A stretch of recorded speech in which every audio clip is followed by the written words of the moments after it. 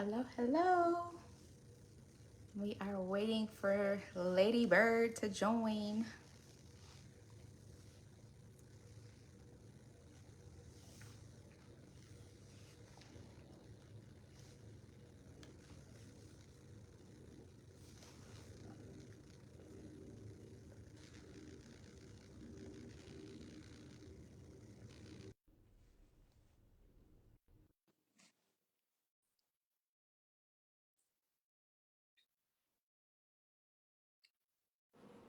LadyByrd, the one Hey, and all. hey.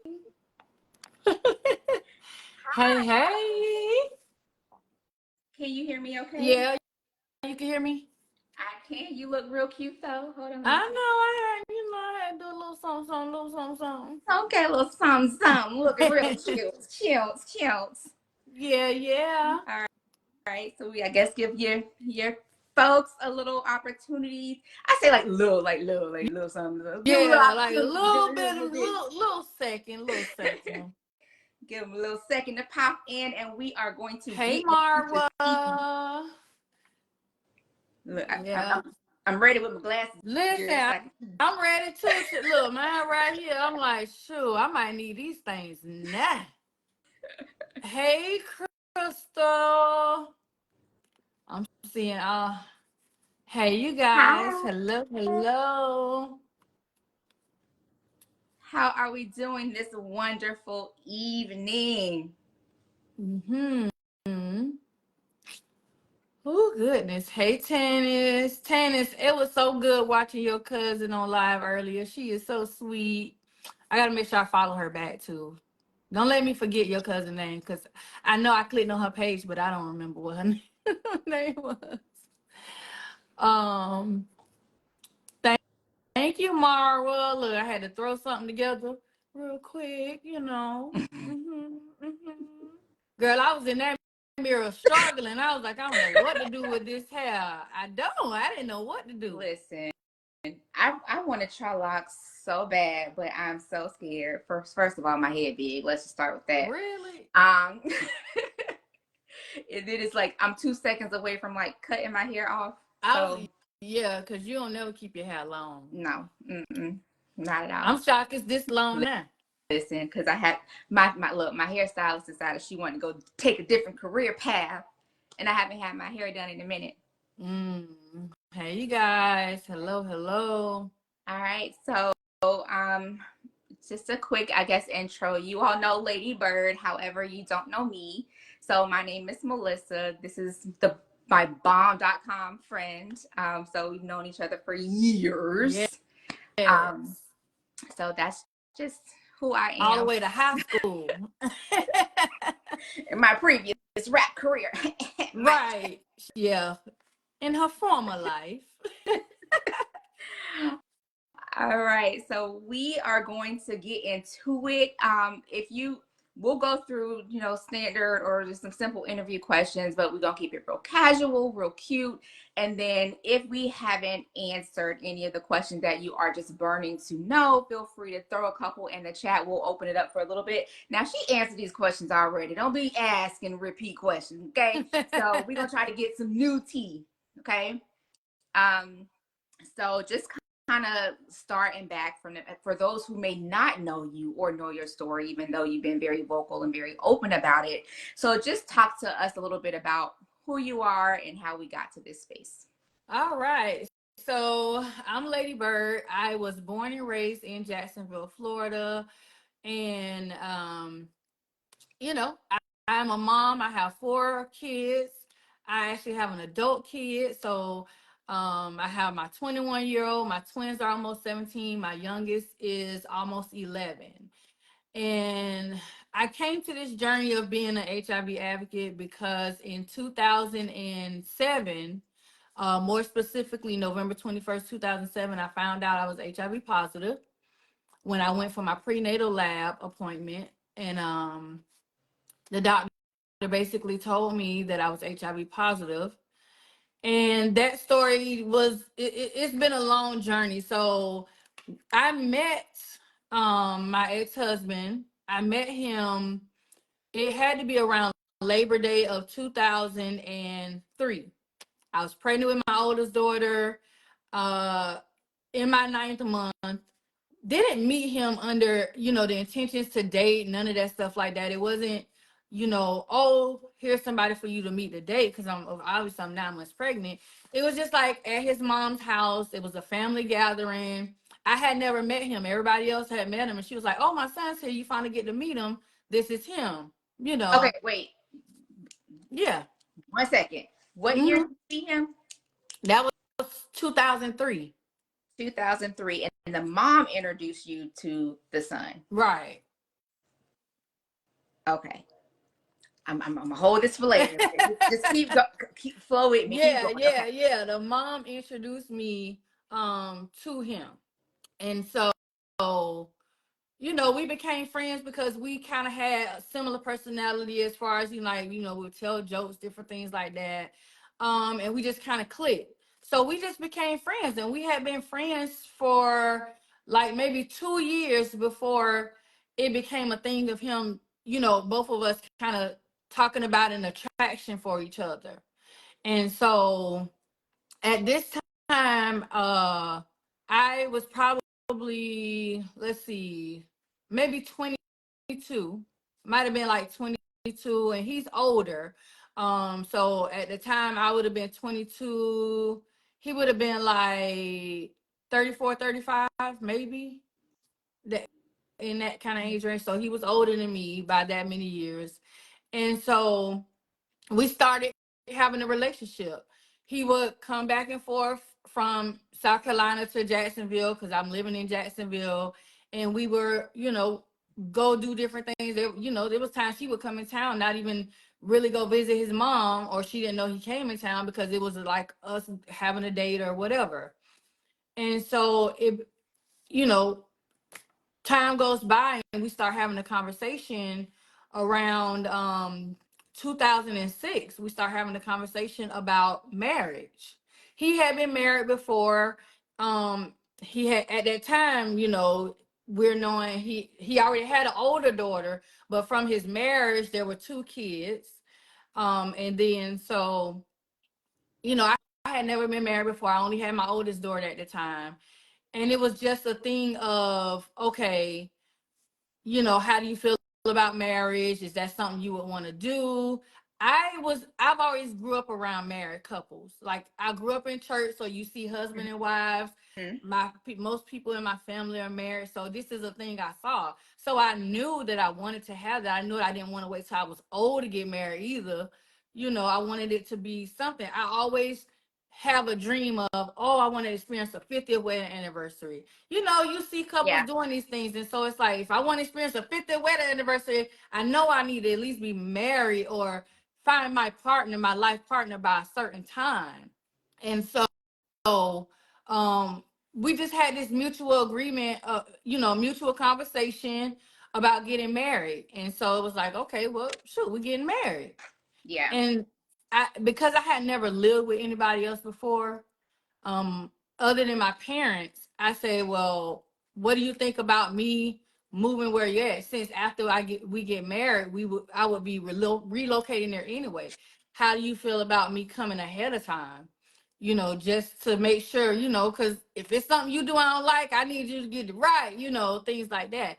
So December of '06, that's when I moved to South Carolina. I Okay. moved to South Carolina, and I enrolled in college. I started working at the Home Depot right there in Spartanburg. Went to USC upstate, and we did our thing. He went to work, I went to work, went to school, all that stuff. And about the summertime, so this had to be maybe May, June. It wasn't July, so it had to be May or June. Is around the time I would go every year to go and get tested for, all of my testing, STD testing, blood work, my yearly physical type stuff, all of that, because I was a medical assistant and a phlebotomist. And so that was something I did routinely anyway. It just became a normal thing. And so Right. I said to him, I said, why don't we go together and get tested? And since I'm going to your primary care doctor, I can meet the doctor. We could go there together and you can get tested and stuff too. And he agreed to that.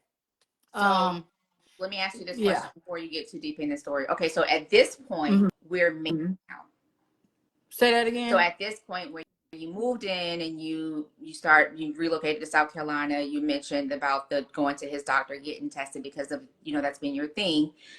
You were married at this point. No, Okay. we weren't married. No, Okay. we weren't married yet. And so we are at, we go to the doctor's office. This is 2007. This is so like May, June 2007. And we go, and at this point, this is a time, and I need people to understand that this is 2007. I know we're now in 2025. During that time, in that period, when you would go in for like STD type testing, they didn't have you in the same room getting tested. You're in two separate rooms because they're asking you questions alone, because they want you to be able to be open and honest with, when it comes to STD testing and things like that. And so I'm in one room getting tested, he's in the other room getting tested, and that's that. It's a 2 week wait, because we did a blood draw, and at that time it took 2 weeks for your results to come back. And so we decided, when our results came back and we come back, we would sit in front of the doctor and we would tell each other our results once they give them to us. And so that's what we did. 2 weeks went by, we came back, and I go in the room, they give me my results, and then he gets his, and we come back together. So we sit in front of each other and we're telling each other our test results came back and said we were negative, you know, and that was that. And so fast forward, here we are. Our wedding date was August 4th of 2007. So real quick, when you guys did this testing, you came back negative at the time when you ran your STD panel. Right. Yeah. Which means at the time you were you were in a committed relationship. You moved in. We're talking marriage. We're preparing for a marriage. Right. So at this point, we're still practicing safe sex. Right. Correct? I never had unprotected sex with him prior to us getting married until our wedding night. Okay. Yeah. Okay. And so our wedding is August 4th, 2007. A couple days before that, because you got to do the rehearsal thing, set up stuff and all that, we get to his mom's house. And as we get to his mom's house, everybody goes in and she pulls me out into the garage, and we're in the garage, in her garage. And she says, this is what she says to me. She says, has Gregory ever said anything to you about HIV? And I looked at her and I said, no, why would he say anything to me about HIV? She said, well, go ask him. Go ask him about HIV. This is not her telling me. She's telling me to go ask him about HIV. She's not telling me, have he told you he got it? Like, none of that. She's saying, go ask him. So everybody who knows me knows I am like, I don't like he say, she say at all. Absolutely. I don't like he say, she say. So I told her, I said, you stay right here. I'll be right back. I went in her house, brought him into the garage with her. They're face to face in front of me. I say, your mama just told me to ask you about HIV. What is she talking about? Oh, I don't know what she's talking about. I don't know why she would tell you to ask me about HIV. And then he looks at his mom and says, why are you telling her to ask me about HIV? What is this? What's going on? Why are you saying that?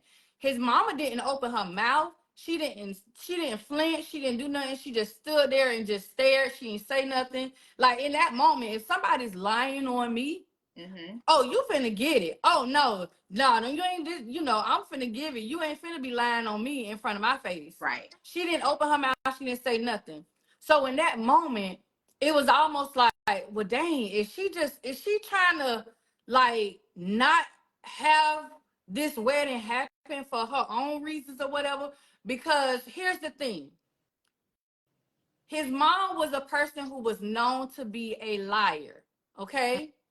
I know people want to say, oh, it's red flags and this and the other. Listen, this is a woman who has been known to be very malicious with lying and things like that. This is a woman who told me to make sure that I never slipped up and let her husband know that she was smoking marijuana when she went to her sister's house. Mm. This was a woman who did a lot of things that her husband didn't know about that she didn't want to, plus other things that I witnessed and people in the family, you know, put me up on game to throughout the time that I knew her. Because again, remember, I knew his mama before I knew him. Right. Okay? I Mm-hmm. knew his mama way before I knew him. So it's like, okay, what's going on? You just now you realize, okay, yeah, I don't want her to marry my son, stuff like that. Because in my mind, and put yourself in my shoes for a second, you already know you went and got tested, and as far as you know, You're the test negative. results are Correct. negative. We sat in front of the doctor and we said that our test results are negative. So that is what I knew. I'm like, okay, she got to be. My immediate thought was, okay, she playing around because I already know he negative and I'm negative. We went to the doctor. Okay, Right. so I can understand the red flag of, okay, she did throw that out there, but also, far as I know, in that moment, we went to the doctor and we negative. Right. Okay, so fast forward from that moment. Now here we are. I found out I'm pregnant the end of October. And at this point, we're married. Things have changed. We're no longer Yeah, practicing safe sex because we are in a committed marriage. Now, exactly. what I want to express to people when we think through, and I'm gonna let you Mm-hmm. continue, but I want to state this: we are, you're 22, 23 When when you at started. that in 2007, at that point, I had just turned 24. So you're early to mid, going into your mid 20s, right? So what we do and how we will react to certain things in our 20-year-old mind versus my 30 plus or my 40 or going to my 40s is completely different. So, Mm-hmm. hindsight, thinking through, okay, I could have, should have, would have did this. This is the purpose of the advocacy, to warn, or to, hey, these are things that we should think through when we're experiencing, when we have these types of situations. So that's where the advocacy piece comes in. Okay. So go Right. ahead and talk to me about, now you're at the doctor's office, you're pregnant, how that goes. Right. Okay. So we've already went for our first appointment. They drew my blood because they want to get a baseline. When you get pregnant, they want to know what is our starting point. And so they've already did my labs. I wasn't scheduled to go back to the doctor until the day after Thanksgiving. And this is '07. Mm-hmm. And so that Wednesday, right before Thanksgiving, I was so sick. Like this is a pregnancy I'm dealing with at this point, at this moment. I didn't even know I was pregnant with twins. I just knew I was having a real hard pregnancy because I was nauseous. I couldn't keep food down, and I got severely dehydrated. So my doctor said, "Well, come in. I'm gonna give you IV fluids, give you nausea medicine and IV." So we get there to this office.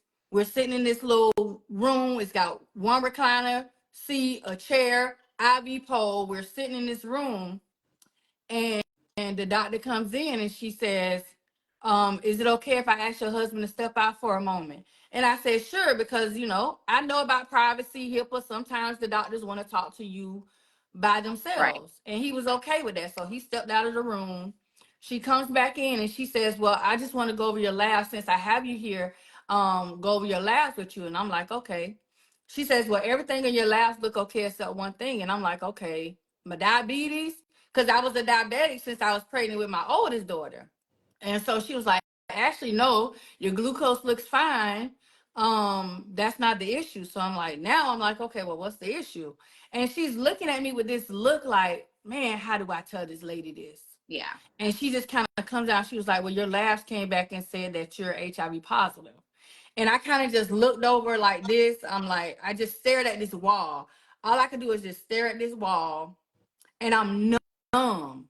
Like I'm so numb. And I'm playing in my head. I was like I'm literally now, I'm like, okay, we went and get, like, all I kept saying to myself, and I said it to the doctor too. All I kept saying was, we got tested. He's negative. How, like, we both got tested. He's negative. That's all I could keep thinking. And then I start playing in my head the whole point of what his mama said. And then I'm like, okay, somebody alone. Like, that's when I started getting angry, because now I'm like, okay, somebody is lying about something. Right. Somebody is lying about something. And so, she said, well, do you want me to tell him, or do you want to tell him? I say, you tell him. I say, because if you're telling me I'm HIV positive, then he's the reason Correct. why. And so she brought him back in the room. She told him. He wasn't shocked. He wasn't like irate, nothing. He just was like, oh, we'll get through this. We'll work this out. That was his exact words. We'll get through this. We'll work this out. The doctor even notated this in her notes. I posted the notes before on my page from the actual doctor's notes that that they gave me when I asked for all my medical records at one point. And she notes all this stuff. She puts all this stuff in there. And when we got in the car, we just sat there for a minute, and he just didn't say nothing. And then all of a sudden he looked over at me. He was like, "Don't tell anybody." That was his exact words. Don't tell anybody. That's So cute. yeah. So honestly, my mom was there for Thanksgiving. Her and my aunt had came. When I got home, I went in the room, closed the door. I really isolated myself that whole time my mom was there. I didn't do a whole lot, or none of that. And so finally, I was working a third shift job. I'm driving to work one night. This is probably early December, so like maybe first week of December. I'm driving to work. I just break down because I'm driving. I'm in the car, and I'll never forget this song. It's a gospel song by Shekinah Glory called Yes. This song is playing, and I just break down. I just literally break down crying. And I call my mom, because at this point I hadn't told nobody my status. I called my mom. She thinking I'm gonna had an accident, something wrong. And I just had to break down, and I just had to tell her what was going on. And she was like, well, how? What do you mean? She asked me all these questions. I was like, Mom, I don't even know. Like, I don't know where to begin or how to explain it. So we end up calling my oldest daughter's godmom on the phone, because now my mama crying, and she needs somebody that's closer to her, because I'm in Right. South Carolina, so that they can, if they need to be face to face, somebody could be with her. And at that point, I done got myself together, and I'm like, listen, y'all gotta stop crying. I just gotta figure out what's going on and what I need to do. So, I'm asking him questions. I'm not getting no answers, no responses from him. It's like, as far as like, did you know? I'm asking him if he knew. I'm asking him all kind of stuff, and he not giving me no answer. So I got angry, and I was like, you know what? I'm just gonna get away from you for a while. So I left the whole month of December, and I went back to Florida. And he's calling me, come home, this, and this the whole time, and I'm just like taking time for myself. So 2 days after Christmas, so this December 27th of 07, I go back. At this point, his sister from New York is there visiting, because we got her a ticket to come visit for Christmas. Then the next day she flew out. I get there, of course, it's barely groceries in the house, so we going to the grocery store. He's driving. I'm in the path. Well, let me see. Who driving? No, I'm driving. I'm driving. He in the passenger seat. We going to the store. Now, I done went through a whole hell of a lot of emotions through all of this and everything. And I'm the type of person, and you know this, Melissa, because you done been around me enough. When I see something funny, I just be laughing. I be like, oh, different little stuff. So I'm driving. I'm driving. I just bust out laughing. So he looking like, well, what you saw? What's so funny? I say, oh, I just thought a new way. I just thought of a new way to you today. To ill you today. I just thought of a new way to ill you today. Yeah. And he did like this, and he leaned like, the heck she just said? Oh, you heard? Like, it scared him. Yeah. You heard? Yeah. So at that point, after that, he was scared. He didn't sleep in the room. He slept on the sofa. If I got up to go in the kitchen, he looking to see, make sure, I guess I ain't getting nothing. whatever. You know, he was on high alert at that point. He was off work from BMW because, yeah, and he was working at BMW manufacturing in Greer, South Carolina. So he was off work because they don't usually work during the Christmas holiday. They have those couple weeks off. And so he wasn't scheduled to go back to work till January 1st. So um when I got to that point mentally, because I think people don't realize when you deal with certain things, especially a new diagnosis, you go through all these emotions, you go through all these thoughts. But I knew when I got to a point of rage, let me tell you, you know, like in that movie Tyler Perry did, Acrimony, when you get to that rage moment, baby, either you need to leave or they gonna be gone. Yeah. So I knew I had to leave. So I said, you know what? I can't stay. I gotta go. But I know if I tell this man I'm about to leave, he gonna do everything to keep me from going. He gonna convince me to stay. So I didn't even tell him that I was gonna leave. I called my cousin. I called one of my friends. I say, listen, this is what's going on. Nobody knew at this point but my mama and her and my daughter's godmom. And I think my aunt Betty knew at the time. I called them. I say, this is what's going on. I need y'all help. So as soon as he left, when I tell you, as soon as he left the door to go to work, or I knew he was getting ready to go to work, I already sent the message, say, hey, he getting ready to go out the door. Y'all can head this way. Because they had about a 15, 20-minute drive to get to me. He would have been gone by the time they got there. I start loading there. My friends say, whatever you can't take back home with you in your SUV, leave it at my house. Whenever you able to come back and get it with a U-Haul, it's right here. So we start loading up everything in the car, in the pickup truck.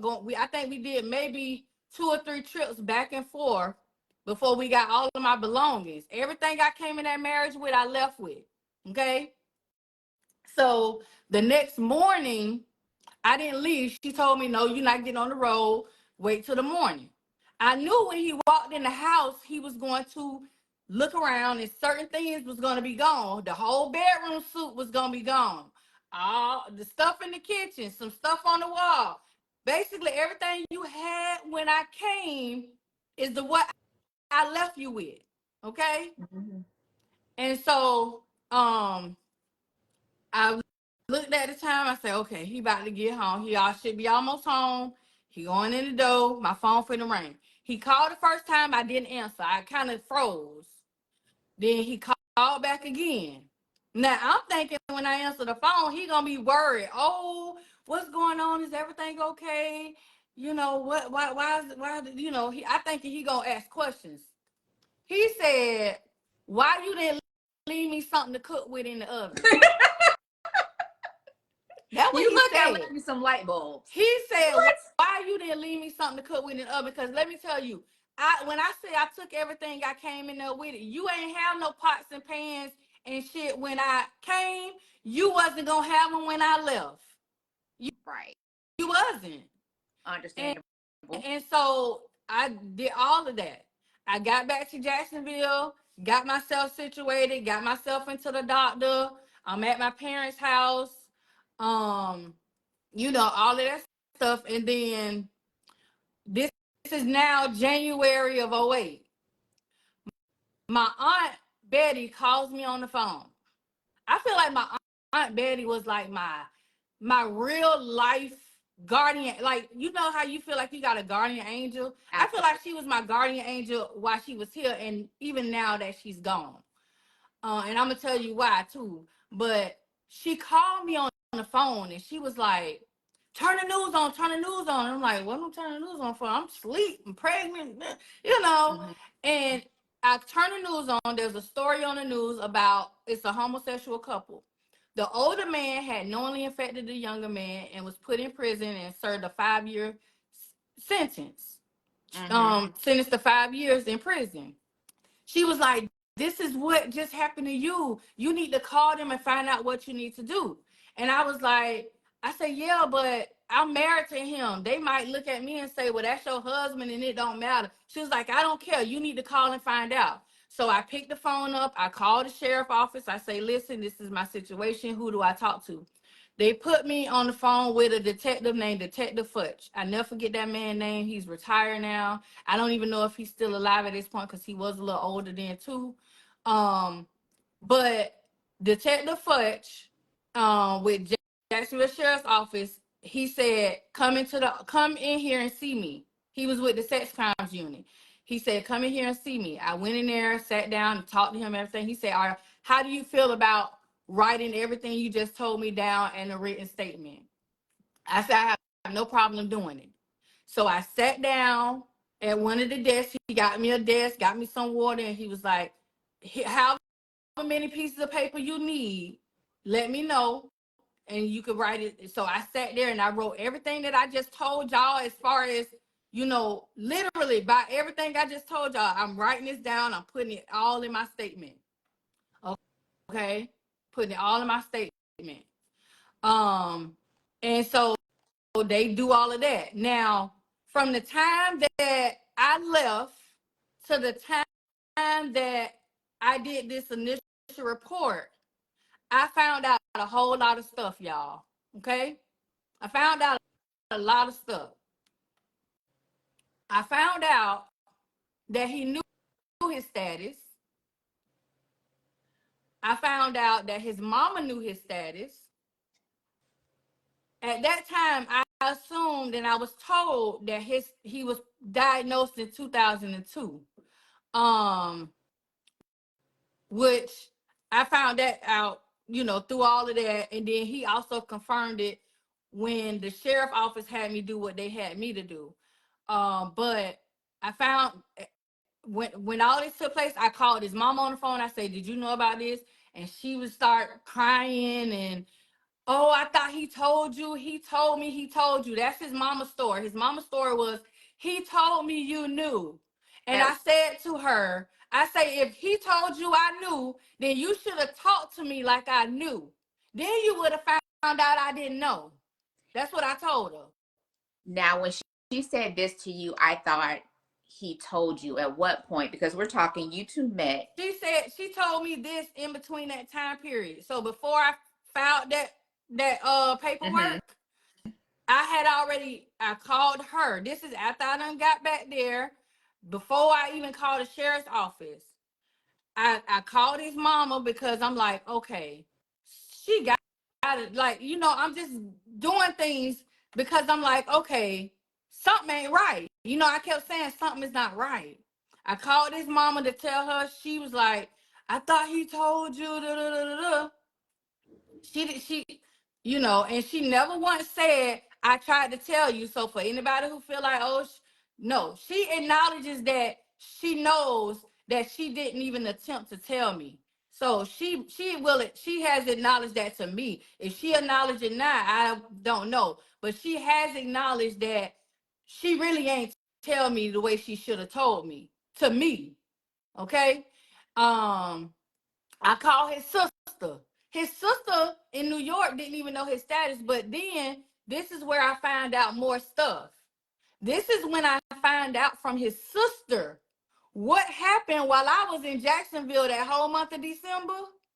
And remember, I told you his sister came to visit for Christmas. So here's what happened for Christmas. He took his sister. She said they went to a Family Dollar Tree, got a little stuffed animal, right? And she was like, oh, that's cute. What you getting that for? He said, oh, I'm getting this to give to one of my coworkers. She just had a baby, and I want to take a gift to her, for her baby, right? Right. She said, we get to this apartment. She said, we get to this townhouse, and we get there, and we go in, and he introduced me to, he introduces me to Mary and all of this stuff, and he showed me the baby, and I see the baby, and he says to me, ain't this a pretty baby? And she's like, yeah, she's a cute baby. And he was like, well, who she look like? Not his baby. Who she look like? The sister was like, she kind of looked like you. He said, yeah, this is my and the sister was like, she said the first thing she said out of her mouth was, does Renee know? She said it just like that. Does Renee know? And you know what he told his sister? And this is out of the sister mouth. He told the sister, Renee knows. Renee ain't no shit. So He told the sister I knew. So the sister at that point was under the impression I knew about this woman and this baby. so how old was the baby at the time? She was just She born. was just born. So this means he would have obviously had a whole other relationship outside of That you means at the that whole time. time that I was with him, He she was pregnant and she done had the baby. Yes. wow. So when she told me that, now you know I'm bold AF. I'm bold Yeah. AF, okay? I told him on that phone. I said, and I'm using all the words, all the cuss words I wasn't supposed to be using because I was a little Christian kind of back then. You better get in the car and go. You go to her house right now. You better not hang this phone up. You better not send a text message. She better not know you coming. And when you knock on that door and she open it, you hand her the phone, and you better not open your mouth. And this is to him. I'm telling him this. Okay. He drives to her house. She opened the door. He hands her the phone. I said, "Hello, Mary. Do you know who you talking to?" Yes, this is Renee. Oh, so you do know who I am. So she knew you? She knew who I was. She said, well, she really couldn't say nothing. And I told her, I say, so you know he's HIV positive? She said, yeah. I say, oh, so you got it too? Yeah. Well, he told me that I might as well stay with him because nobody's ever going to want me. I said, well, guess what? He told me the same damn thing. He told me that too. After all of this, he told me, well, you might as well stay with me because nobody ain't going to ever want you before I left. Right? Wow. I told her, I said, if you stay with him, you are a fool. That's what I told her on that phone. I say, if you stay with her, you are a fool. Because, see, before I made him drive to the house, I told him, I say, either you could get in the car and drive to her house or I could get on the road and I can knock on her door. Because at this point, I done found the lady address, full name, phone. I had everything. I got her phone number from the call logs.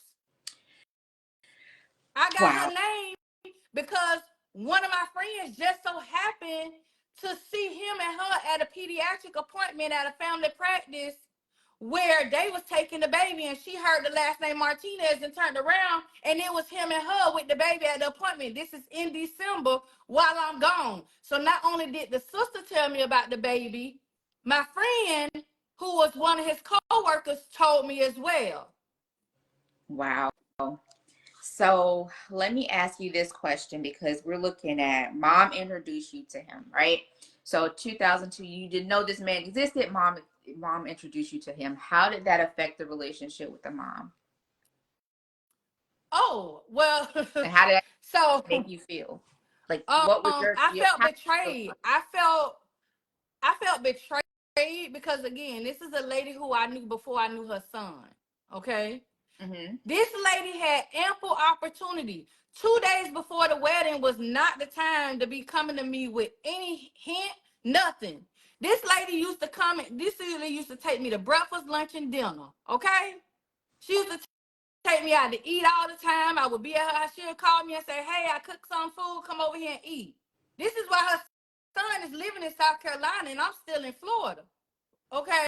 So I was around her enough. This is the same lady where when her and her husband was renovating their house, guess who took her and her husband in so they could have somewhere to stay and not pay for a hotel when their house was getting renovated in a part where they couldn't live in it? My own freaking parents. My parents opened their doors to them to live at their house while part of their home was getting renovated because, again, their daughter is getting ready to marry her son and they're looking at this as, family. Right. Okay? So I felt like I really wanted to knock this lady from the left to the right. Yeah. Wow. That really pissed me off, because now you not only are you playing on me and my emotions of the being the type person I am, you also are affecting my parents. Right. You know what I'm saying? Yeah. And your unborn children too at this point. So Yeah. now we got the backstory about what happened, how we got to this space. Now, if you want to go in some more explanation, we can continue this conversation around that piece, or we can kind of jump or fast forward to the present as to how, because we know this is a history, this is things that he's done, Yeah. right? Yeah. And you think it would have stopped Yeah. after he got arrested Yeah. and spent, what, 4 years in jail? So now we're Yeah. back at it again. So how did we get So, here? okay, so let me go back to, because I know a lot of people talking about, okay, well, how was he negative and you negative and all of a sudden this and this and this. So, once once I did the report and I filed those charges, Mm-hmm. now what happens? They have to investigate. Correct. Now they sending subpoenas out. They're subpoenaing the health department. They're subpoenaing the doctor office. All of these things.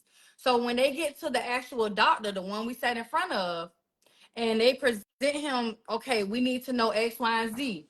Did you why did you know that your patient was HIV positive? This is what the doctor told the detective, and the detective told me this, okay? Okay. The doctor said that when he took him into the room, while I was in my room getting tested, he took him into a separate room and said to him, you know that you're HIV positive. Do you want me to tell her, or do you want to tell her? He told the doctor that he would tell me, because of HIPAA law and Privacy Act, the doctor is not obligated to share any medical information with anyone who you do not have as a third party consent on your medical records. You actually have to sign a form to give them permission to discuss anything in your medical records with a third party person. Because we had not gotten married yet, I was not on his paperwork and he was not on mine. Okay? So therefore, the doctor had no obligation to tell me anything. The doctor trusted this man who had been his patient for multiple years to do the right thing. The doctor assumed when he told him he was going to tell me that he told me. Right. So in that conversation the doctor had with the sheriff's office is when he found out that he did in fact not tell me. Okay? Mm-hmm. And by law, he couldn't tell me in that moment, or he could have literally lost his license. License, correct. Yeah, Yeah. he could have lost his license. So that's how that situation took place. So the doctor knew he was positive. He knew he was positive. All of that. So how it ended up being a thing of him going to prison, February 14th, this Valentine's Day 2008, Detective Fudge called me and he was like, listen, we done talked to the doctor. We done did this. We done did this. We pretty much got him, but let's get something else that we going to have solid. Let's get his own words to hold him truly accountable. Okay? Mm-hmm.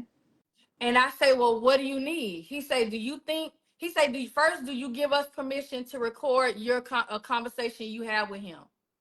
And I told him yes, because at this point, he's calling my phone, blowing up my phone. He want me to come back home.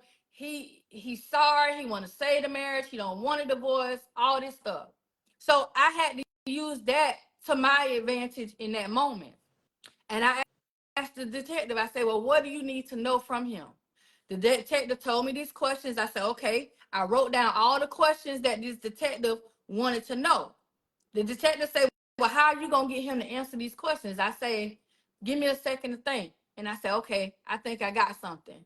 I knew that this was a moment where he would he done got off work and he probably had done got home, fell asleep. So what I did was I called his phone to kind of wake him up. And then I said, oh, wait a second, I need to call you right back, because I wanted to make sure he was awake. Mm-hmm.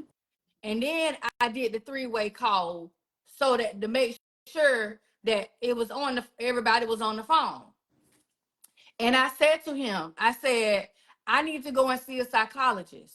I say, my doctor says that I need to see a psychologist. And I already went for my initial appointment, and they asking me all these questions. Like, they asking me this stuff. I keep asking you these same questions and you won't never tell me the answer. You keep saying you want me to come home. You want to say this marriage.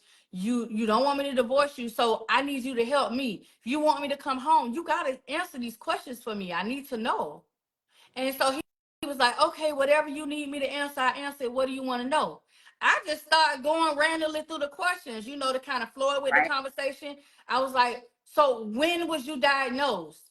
Why you didn't tell me? Do you know who gave it to you? Like different questions like that, I'm asking him. He answering every single question. The same questions I have been asking him this whole time. Now he answering these questions because he want me to come home. Right.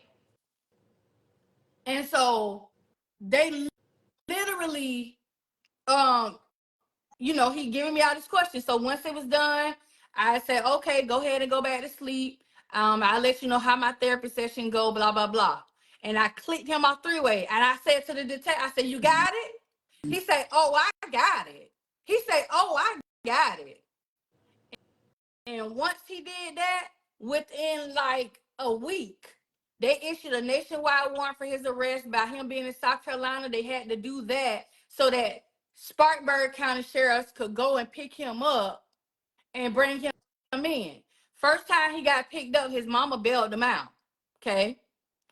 Second time they picked him up because now first time he got picked up for what they had for in Florida. But then when she bailed him out in South Carolina said, wait a minute, you mean we got a man in our state that's doing this? They went and picked him back up and then there's no bond. Okay? No bond now. So it was a thing of who's gonna act first? Who gonna move the fastest? Florida was ready. Florida was like, we finna extradite him. We finna bring him back to Florida. South Carolina ain't moving that fast, but we ready to move forward with all of this. We got everything we need. So they extradited him from South Carolina back to Florida. Initially, he tried to plead not guilty and say, well, how I know she ain't give it to me? Well, guess what? They got all my medical records. They know when I got tested before we got married, I was negative. Every time I tested before then, I was negative. I had not tested positive until you and I had unprotected sex. So they knew. And then they also had his medical records to show when when he was first told that he had it. Okay.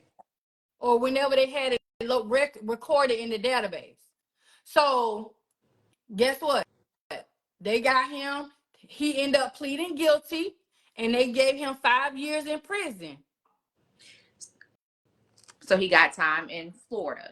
Right. Did he have to serve time in South Carolina? They did not, because you can't do double jeopardy. Okay. You can't be charged for the same crime more than once for the same person. So that's how it ended up being a thing of people knowing who I was, because at that point, when people saw his name pop up on the news, most people automatically knew that I married him. They knew it. I had married him, and then also, they, people started searching and looking and all this stuff, and it just became this whole big old thing. So,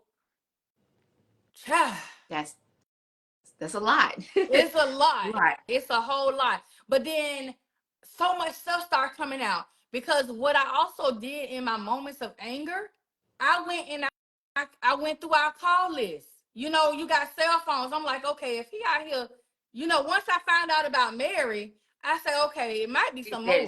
She's not the only one. She can't be the only one. So at that time we had Verizon. And back in the day, they used to give you all your bill, all your itemized calls in this thick envelope. I went and pulled them out, and I started calling numbers I didn't know. I'm calling numbers I didn't know. And some people I got cussed out. Some people told me, yeah, they knew him, but they would never slept with him. And then I start talking to people who said they had been in contact with him sexually. And I told them, I said, well, you need to go and get tested to make sure you are not positive. So someone went and got tested, and some people did come back positive. Some people came back negative. Okay.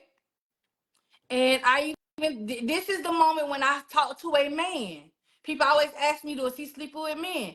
This is the moment when I talked to a man who told me I didn't even know he liked women. I thought he was strictly gay. Wow. Okay? Wow. So all of that took place. And then you know, all these different people start coming out of nowhere. So then fast forward, he done went and served his prison time. He gets out. I get a phone call, and this will answer the question to this whole 2014 situation. Because people like, oh, he did it again in 2014. Let me tell y'all, he did not do it again in 2014. Here's what happened with them giving him 2 years probation in 2014. There was a woman that he had been dating from 2001 to 2005. Okay? She's the woman who was in his life when he got diagnosed. She went in 2005 when she found out that he was positive, when she found out he was cheating and sleeping with women, not telling his status. She herself went to the sheriff's office and filed a report in 2005. They told her that there was nothing that they can do about it because she was negative. So they never closed the case. The case just sat there untouched. So when he got out of prison, and I guess they ran his name or some kind of way, it two and two came together, and they was like, wait, this was something that's been sitting here. So instead of them putting him back in prison, they gave him 2 years of probation for that. Okay. For that, right. Okay. Now that same woman is the same woman who reached out to me December of 2023. She reached out to me and she said, well, she messaged me right on this Facebook page. She messaged me and she said, can I talk to you about Gregory Martinez? Now, y'all know I never really say this man's name. I don't never give him too much of nothing because it ain't about him. Okay? Right. And so when she said his first and last name, I was like, okay, this gotta be somebody who really know him. Mm-hmm. And she was like, here's my phone number. Call me when you're available. It's the 864 number. That's South Carolina. So I called. I didn't get an answer. So I said, well, I'll wait and see if she called me back. If she don't, I'll call her tomorrow.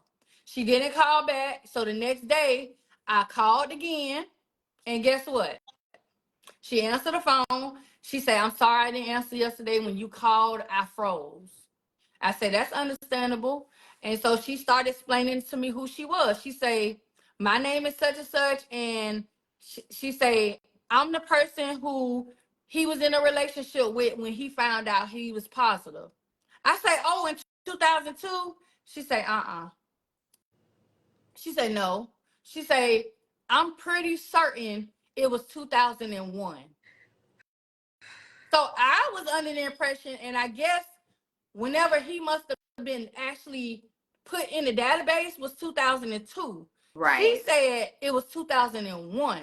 She said that how she found out he got real sick, like he had a real bad flu and all this stuff, and he asked her to take him to the doctor. Now this is after she said there was times when she found out he had been cheating. So she really wasn't. She said she had been stopped sleeping with him because she found out he was cheating. She said that they were buying a house together, so that's why they still had some type of communication. I guess she had some level of trust with, he had some level of trust with her. And so he called her to take him to a doctor appointment, but he asked her to stay in the car. So when I guess they knew she was in the car. She said people come running out of the doctor office to her in the car and said, we need you to come in here. He passed out in the doctor office. So he passed out because his CD4s, he was so sick that they didn't know what was wrong. At that moment, they didn't know what was wrong. So, of course, you're running all these tests, doing all these labs and all this stuff. And this is when they say he's HIV positive. And she heard this. Yeah, because at this point, she's the only point of contact they got. Right. And so she calls his mom to tell his mom that you need to get here. Your son is like sick. He in ICU sick. Right. And so his mom, she said his mom was like, if my something was wrong with my son, he would call me. She was like, ma'am, he can't call you. He got a tube down his throat. I'm convinced both of them And slow. I'm sorry. so at that point, that's when she said finally his mom came or whatever. They, and he ended up recovering. She was like, at that point, she said I helped him through recovery and all that stuff. And she said he had done convinced her so much that he was a changed person. Thank you for helping me. That whole charm that I guess he throwing off on people now. He done convinced her of that so much that she was considering giving him another chance. And the one who called, the one who I was talking, the lady who I was talking to, wow. she said what cut it off for her was the fact that the house that they was buying together, she still had a key. They were supposed to be going to the movies one night, and she said that, she told her what time she was coming, but she ended up getting done with whatever sooner. So she was like, I'll just go over there early, because he probably ain't ready yet. She gets there, she pulls up, it's a car in the yard she don't know. She thinking, okay, maybe somebody just came to visit him. She goes in the house, and a man comes out of the bedroom with no clothes on and go in the kitchen, get something to drink out of the refrigerator, like this his house, and she Wait, a stranger. hold on. This is the girlfriend who took him to the hospital, who found out he's positive, who found out he's cheating, and she got a man walking out like baby boy. Was he like? Yes. The man walked out, went back in the room, and I Wow. guess he must have said to him, it's a lady that walked in the house or whatever. And he runs out, and she said when he ran out, he ain't have nothing on. She said Oh she my left. And she said at that God. moment she was done. Because she knew he she knew he was positive. She knew he had done been cheating on, sleeping with people before and not telling his status and stuff like that. And she said at first she just left it alone. She left him alone. But then when she started seeing him in public with women, and she knew he probably wasn't telling these women his status, that's when she went to the police in 2005. Wow. So that's how we get to the point of 2005 with her. Did she test She positive? tested negative. That's why they didn't do nothing with those charges. They said, you negative, we not going to do nothing. They say God looks out for babies and fools, and she was a So fool because there's no way. so in 2005, she literally put a stop to it. She literally tried to. Had they acted on that then, he and I would have never gotten to where we're at now. Okay? Yeah. I would have never had to put him in prison had they done something then. So when me and her were talking, she put pieces to the puzzle for a lot of different things. We sat there and we talked. I was like, oh, you know about this? Oh, because there was things that she didn't know and there was things that I didn't know, and we put the pieces together. Right. She filled in a lot. Because when I wrote my book, it was a lot of stuff I didn't know then that I know now. You see what I'm saying? Right. So he goes to prison, and I'm thinking, okay, he get out of prison. He not like who in their right mind will go and spend that many years in prison and get And out do the same. to have us where we're at right now. Right. You know what I'm saying? Wow. That's a lot. That's a whole lot. That is a lot. It's a whole lot. It's crazy. Okay. So let me ask you this. When it comes to, because we know your face is plastered on the news because you reported it, it's a huge thing. How did you step into advocacy? So when I ended up going back to Jacksonville, got into my new doctor, they had a support group. And so they say, hey, we think they had a women's support group. We think this would be something that you might could benefit from. So I'm in this support group. At this time, I'm still pregnant. This is probably like February. I'm still pregnant, and I'm going to this support group. I'm meeting these women. I'm like the baby of the group. I'm meeting women who've been diagnosed at that time 20 and 25 years. Okay. Mm-hmm. And here I am new to this. And so, but I guess my composure showed the lady who was over the group, Miss Willie. I don't know if maybe my composure showed her like this girl real strong, because in support group it got to a point where I would go to support group, you know, I would cry, got all my little tears and my stuff out, but then it got to a point where I was in my mind mentally I was done crying. Mm-hmm. I was done crying because I'm like, you know what? It's here. I can't change it. Ain't nothing I can do about it. I need to focus on the fact that I'm pregnant, what I'm going to do next, this, and this. So it got to a point where I wasn't crying in support. When everybody else crying, I would just be sitting there looking, or maybe I would excuse myself because I didn't want to feel like I wasn't having empathy, Right. you know? And so she came to me one day and um, she said, I want you to talk to somebody. They're looking for, she said, how do you feel about speaking and sharing your story? I said, you know what? I never thought about it. I said, who would I be talking to? She said, well, because you're pregnant, we think it would be good for you to talk to a group of pregnant women. She said, some of these women are positive. Some of them are at-risk women. And she said, I think that you sharing your story would really benefit a lot of, benefit them. So, this is how I guess the universe works, okay? Mm-hmm. So I didn't know who it was that was needing somebody to come and speak. So when she gives me the lady's name and number, she gives me her name, and I'm like, I only know one person with this name. Like the first name is that unique. Mm-hmm. And so I was like, I wonder if this is the lady that, like, there's this family that grew up next to my grandmother's house, like my grandma's house, their house. They was neighbors. We all grew up together. They knew me from a baby. Yeah. I called the number and I'm saying, this is Renee Bird. She was like, Renee, Miss Jack, grandbaby Renee. Like, she knew my grandma name.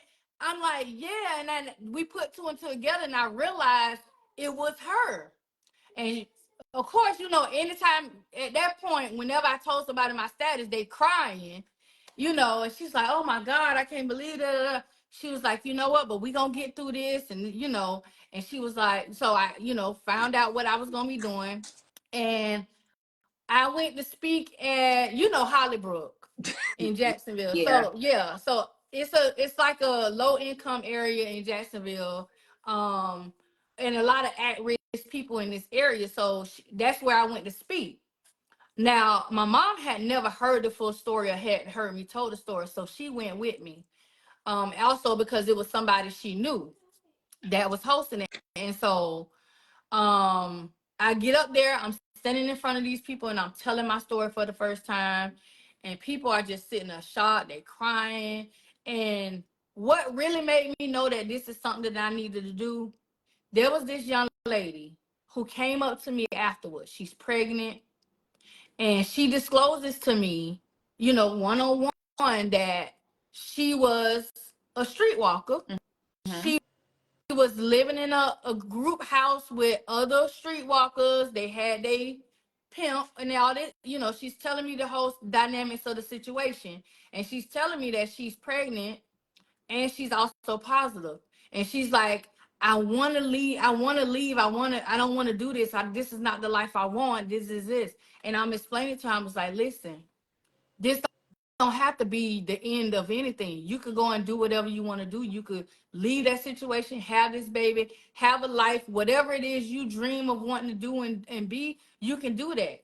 I said, all you got to do is get with the right person. I said, all of these people in here are here for help. Go to the whoever you feel the most led to, and they will help you out of your situation. And eventually she got out of that situation. That moment showed me that was my purpose. I needed to open my mouth. I needed to talk about it because I'm helping other people. Okay. Right. And then also at this point, not long after that, when his face end up on the news, people is searching my name.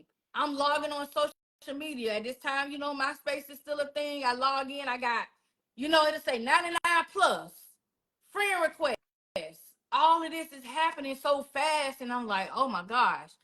And so I say, okay, this is what I'm supposed to be doing. So my whole first 10 years of being diagnosed, that's all I knew. Mm-hmm. That's literally I knew for the first 10 years of having this virus was educating people, talking about my story.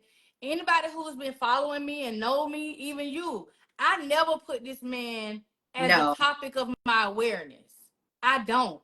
People got mad at me just last month because I would we not want to share his post his name. picture. Yeah, I would not post his picture because I've always said if I'm gonna post his picture, it's gonna be because it is for a serious reason. right. Which brings us Which to right now. right, which Right brings us now. to right now. And speaking of right now, what had happened? How did we Woo, get what here? had happened was, Let's hold talk on, about I need a sip. Hold on. Mm. What had happened was, so early in 2024, I got a message from someone who said to me that they was like, I worked with your ex-husband, and I recognized it was him. I Googled and I saw it was him from BMW, and I noticed he be in women's face all the time and flirting with different women. I don't know if he's like sleeping with any of them and things like that. She was like, but ain't he married? You know, like, ain't he married and all this stuff? And at the time, I don't think I knew. I think that was the reason why I went and researched. Y'all know, listen. If y'all don't know, I'm a somewhat of a private eye investigator, a little bit. somewhat. So I went and did my little investigations, and I was like, okay, so they did get married. Okay, because he kept saying he wasn't ever gonna get married again, but that's all. So they got married. So I was like, oh, you know. And so the person was like, I say, well, I don't know. I say, but I appreciate you for reaching out, you know, that whole thing or whatever. So then now, fast forward to 2 days ago, I get a message on TikTok from somebody who's saying he's still doing it. I was like, he's still doing what? He is still sleeping with people and he's not telling them his status. I was like, are you serious? 4 years in I prison, 2 years. was like, what do you? I was like, huh? They was like, yeah. They was like, people are going around, they whispering. You hear them whispering, saying that this one, it's a young lady. Actually, they said it was two young ladies, but the focus has really been on one young lady. They were saying there's one young lady, she quit about 3 months ago, and she quit because she started getting sick. And I guess when she told one of the other coworkers she was getting sicker, however it went, they informed her, well, you've been messing with him for a couple months. You know he HIV positive. She didn't know. She didn't know he was HIV positive. And she had been messing with him for like at least 2 months. And the apparently she must have said something to somebody about her going and getting tested. She quit. And then they're saying the same instance with another employee at the job. They quit as well. Okay. And you said young ladies. Yeah. What's do you happen to know the age of these young ladies? Well, the one that the one that is has been the main focus from the things that I finding out, she young. When I say young, I'm 41, almost 42. She's like 30 or 31. He's he was born in 1968. Okay. Wow. So he is older. Mm-hmm. Okay. So so that's why I say young. I graduated high school in 2000. That means this girl had to graduate in what, 2012? I cheated on my math You, test. I'm sorry. you know what? I'm yeah, I'm gonna tell that teacher. I I'm cheated. I'm sorry. let me find that lady because it was a lady math teacher too. Uh, I'm sorry. but yeah, so that was that. So I got that message. So when I got that message, this is why I said earlier, I feel like my aunt, even though she's not here no more, I feel like she still be around. She's still like that guardian angel because, like I say, I'm not all that religious like that no more, but I am spiritual. I still feel like, yes, sometimes I might throw a prayer in there here and there, but not as frequent as some people. And so when this person sent me this message, I was like, Lord, I don't know what to do. Do I say something? Do I just sit back and like, what do I do? That's my whole thought process. What I do? And I just said, man, I can't even. I say, Aunt Betty. This is what I say, Aunt Betty. I can't even pick the phone up and call you because you will tell me exactly what to do. And it was almost like in that moment she was telling me what to do. She Mm-hmm. literally, oh, I'm trying not to cry. She was telling me what to do. And I said, you know what? I typed out the stuff that you saw me type. I Mm-hmm. typed it up because I wanted to type it in a way I needed people to feel the urgency of what I was saying. I wanted them to feel it because this is not a post that I'm finna make because I'm blasting him or because of any other situation, but what it is. If you have slept with this man anywhere from March 2012 to present day, you need to go and get tested. It was in Yeah. that moment I realized that there were so many people who still ain't know that this man was HIV positive. Wow. Okay, I was trying to have faith in the judicial system of, okay, he done went to prison. Who wants to ever go back to prison? You Right. know what I'm saying? Right. That was my whole thought process. So I'm just like, so I made the post. I ain't think nothing about the post. And then who called my phone? Melissa. Melissa called my phone and she was like, have you looked at your page? And I was like, no, I made a post, but why? It's got a whole bunch of shares. I was like, I just made the post 20 minutes ago. What are you talking about? And that's how we get to this moment because all these, let me tell you something. I don't receive so many inbox messages. People, some of y'all have seen the things that people have posted on my page. People that are currently employed where he's employed, people who are relatives of people who know that they are supposedly in a relationship with this man. Listen, it's a lot. It's a lot. Do I need to go down the list real quick? Everybody knows that everything that they've been sending me is confidential. Ain't no names going out. I know I had one person message to me, I need to know these women names. I say, no, you We don't. won't do that. Yeah. That I say, that's no, not you don't. You don't need to know nobody's name. that's not necessary. What's No. necessary is the advocacy, the awareness, right? Look, Lisa in the comments talking about Melissa interrupted our phone call. Look, My because bad. I'm I was sorry. so Forgive listen. me. Here is what, as of right now, today, this is what's going on. This is what has unearthed in the last 48 hours. So apparently, there are two people who are allegedly, two co-workers that allegedly quit because of him, of having sex with him and possibly contracting the virus from him, okay? There's a young lady who posted and was saying her cousin was dating him. She immediately sent this to her cousin, and her cousin confirmed it was him because she said she saw the picture on his page of them two together. And The he married. cousin confirmed that, yep, this was him. This is a situation of devastation, okay? That's why when I saw the cousin post to say, my cousin, this is somebody my cousin dating, I had to put real quick and say, listen, to somebody, I don't even remember who it was. I say, listen, this is a serious matter. This is her, like, please do not hassle this lady, okay, about her cousin. Because people start asking all these different questions and stuff. So at this point, I don't know if the cousin has went and gotten tested, but the cousin did they let me know if she comes back and she's positive, she's going to be going to the police. Okay. He should. Then I got a random message from someone in California. California? I got a message from somebody in California who said they have never been to Florida. They don't know this man, but he been in their inbox.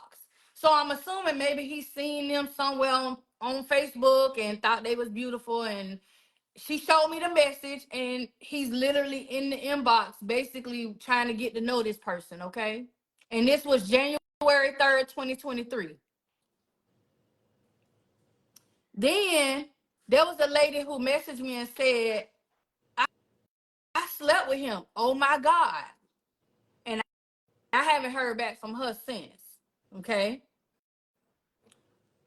Um, there was a coworker who actually made a public post on my page with screenshots to go with it, saying that he literally has been flirting with her at work and trying to come to her house. And she showed screenshots that he was inboxing her on Facebook in February. Okay. And then you have another coworker who messaged me and basically said she almost had sex with him. This was somebody she actually was about to consider possibly dating and all. Okay. So this is not no joking playing matter. He does not currently still work at BMW Manufacturing. He does currently work at a warehouse in Greenville. I've spoken to the HR department there, not for purposes of getting him fired. So let me be very clear and let me put the disclaimer here. This man works and pays child support. I got 2 kids that need the other parents' monetary support, okay? Never in a million years would I think that I would be sitting here in this moment, okay? No. Do I want this man to go back to prison? If he's doing something he ain't supposed to do, absolutely. I was trying to have a little bit of faith in just saying, okay, he got to be doing what he's supposed to do. I ain't heard nothing this, and then all of this stuff started coming out, okay? So, look, this is a serious matter in the sense of everybody can't be lying. Right. These are all people who more than likely don't know each other. The co-workers probably don't even know who they co-workers, but they don't even know they co-workers that are all contacting me. You see what I'm saying? Yeah. This is serious. That is why I said, no, I gotta post this. I gotta talk about this. Because if these people here have come in contact with him and they all live different places in that area, or they work where he works, then there's got to be more. Absolutely. There's got to be more. So that is why I put that post out there, and I put a recent picture and the other original picture from when he was arrested in 2008, because I'm like, people need to see the difference in case, he looked a little different when they might have seen him and encountered him, things like that. Okay? So that's why I say, listen, if you had sex with this man, whether you positive or negative, let me tell y'all something. I wish I could wish I could go right now and file a whole nother report. I can't. There is nothing that I can do, y'all. Listen, it's nothing I can do. And I think that's the scary part for me, because there's nothing I can do but ask people who have been in contact with him to go and file the reports. That's literally all I could do. And that's something that's huge. That's major. So you have a pretty sizable platform where you're able to do it. So that's something that you can do, and that's something that you are doing. I do have a question. So, okay. and this is, where more of this advocacy stuff is going to come into place. When you think about your status and you share, and I know you're at a space where you're undetectable, how is it that he can just continue to pass this out like M&Ms and still be here? You know what I'm saying? So, like, has it not transitioned to AIDS, or does he just take just enough? I know you don't know his medical history per se, but just from a HIV standpoint, how can it go from, is he just like taking his medicine a little bit here, then I'll stop taking it just so I continue to pass it? Like, how is he able to do this? Right. That's very possible. Like, he can take some medicine here, then say, okay, well, now I don't feel like taking none, and then decide to take it. But that's not good for him either, because what happens, he's going to build a resistance up to the medicine. When he finally decides to start taking it, if he decides, it's not going to work because he might have a resistance to it. Why it hasn't went to an AIDS diagnosis is because it does take anywhere from 7 to 10 years, sometimes longer, depending on the person's immune system. You know, even though medicines build up our immune system, you can build it up naturally through what you eat, how you exercise, maneuver, and things like that. So his body could also very well be controlling his immune system in a good way, to where he's not getting close or into that AIDS diagnosis, or he could be getting close to it, and when he gets those moments of being sick, he goes to the doctor, he gets medicine, he take it, and then of course, okay, now I feel good, I'm not gonna take it no more. That's a possibility. That makes sense. Okay. How do you respond to people? And I know along with this comes some negative, right? So although you're doing a great deed and you're really spreading awareness and doing all of the things right, right? How do you respond to people who say, "Oh, you're just bitter. You should have done this. You're angry." Rightfully, I should be angry, but how do you answer that? Right now in 2025, and probably really for a very long time, many years now, I haven't been angry or bitter. Like I think I got over the angry and the bitterness part so long ago that I just, when people say that stuff, I just be like, okay, yeah, you don't know me. Like if you really knew me, you would know I'm not angry, I'm not bitter, I don't want that man, I could care less. Like I don't want him. None of that. My main focus is people who he might be coming in contact with. That's it. And people who are negative. That's why I talk. That's why I educate. I'm doing a whole 100 question and answers about HIV and AIDS. Guess what? That ain't got nothing to do with him. I'm literally sitting here educating people. I'm literally in school so that I can become an infectious disease physician and help other people like me. I could care less about any of that. But when I'm being presented with something that where, okay, now it's the point where he's putting people at risk again, I am Mm, going to speak about it. I am going to be vocal. And yes, I'm going to talk about him in that capacity because it needs to be done. okay. And you mentioned that you're wanting to be a physician. That is beautiful. I know you talked about that before. How's that process going for you? It's going good. I'm in school. I started school a couple weeks ago. I think I'm in week 3 now. And I'm just going with the flow of whatever I need to do to get where I need to be. Let me ask you this. Has he reached, since I know, we know it happened in the beginning and in this new phase of him reinfecting people, and with you speaking out now in the post that you've been making, have you heard, or has he said or reached out or messaged you in any way, shape, or form, or is it just little minions from his family? No, I haven't heard. The last time I had any communication with him probably was maybe 2012 or 13. That is when, he's out of prison. We actually had about a 2-hour conversation because he wanted to ask me some questions. I asked him questions, and it was like one of those clear the air moments because I'm at that point then, like, okay, there's 2 kids that need to have some type of co-parenting situation going on. Okay. Especially with them both having special needs and disabilities, and you been in prison, so you really don't know your kids.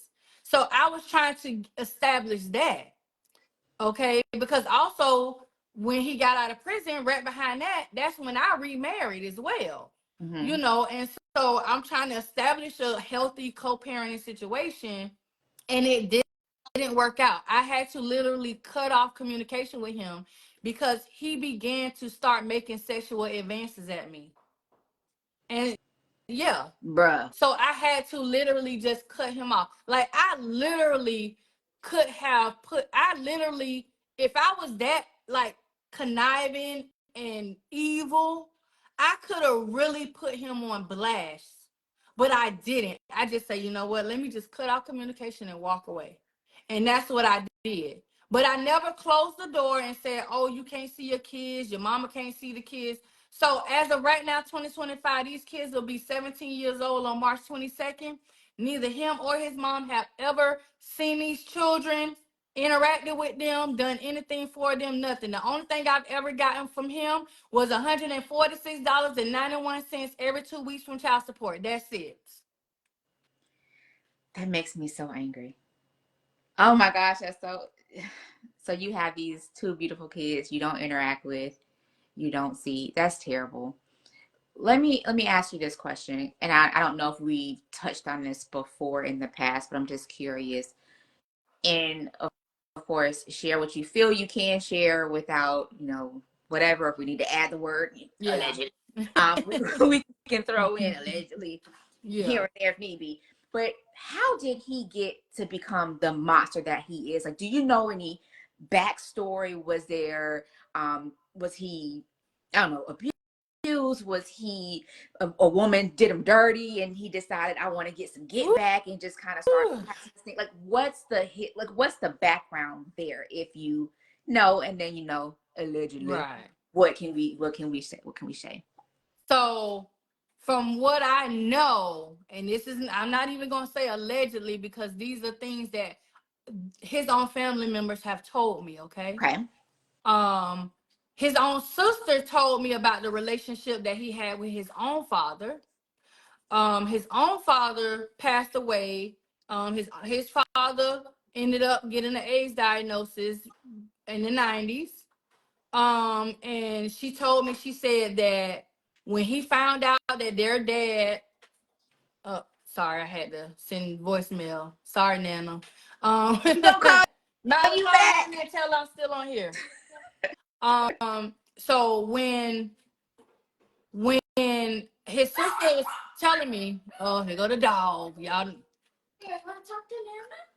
Um, so when his sister is telling me, you can still hear me? I want to Uh-huh. make sure my audio is okay. I can So hear you. his sister is telling me when they found out that their dad had an AIDS diagnosis, when he came when he came to see them, when he went to visit, he treated his dad like he was nasty, like he was dirty. He wouldn't go in the hospital room to see him. He talked bad about him, said all these nasty and negative things about him.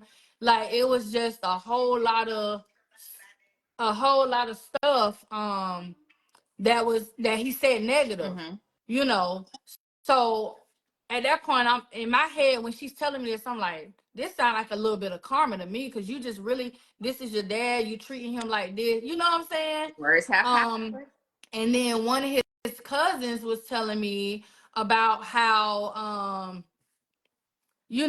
just some things that he would add and kind of different little things, and he is a mama's boy. He's his mom's only child. Um, he's his mom's only child, and she let him get away with a lot of things um when he was younger and all of that stuff. And then also, now when we got married, the guy that was the best man in our wedding was somebody who I was under the impression that this man was his best friend, okay? Mm-hmm.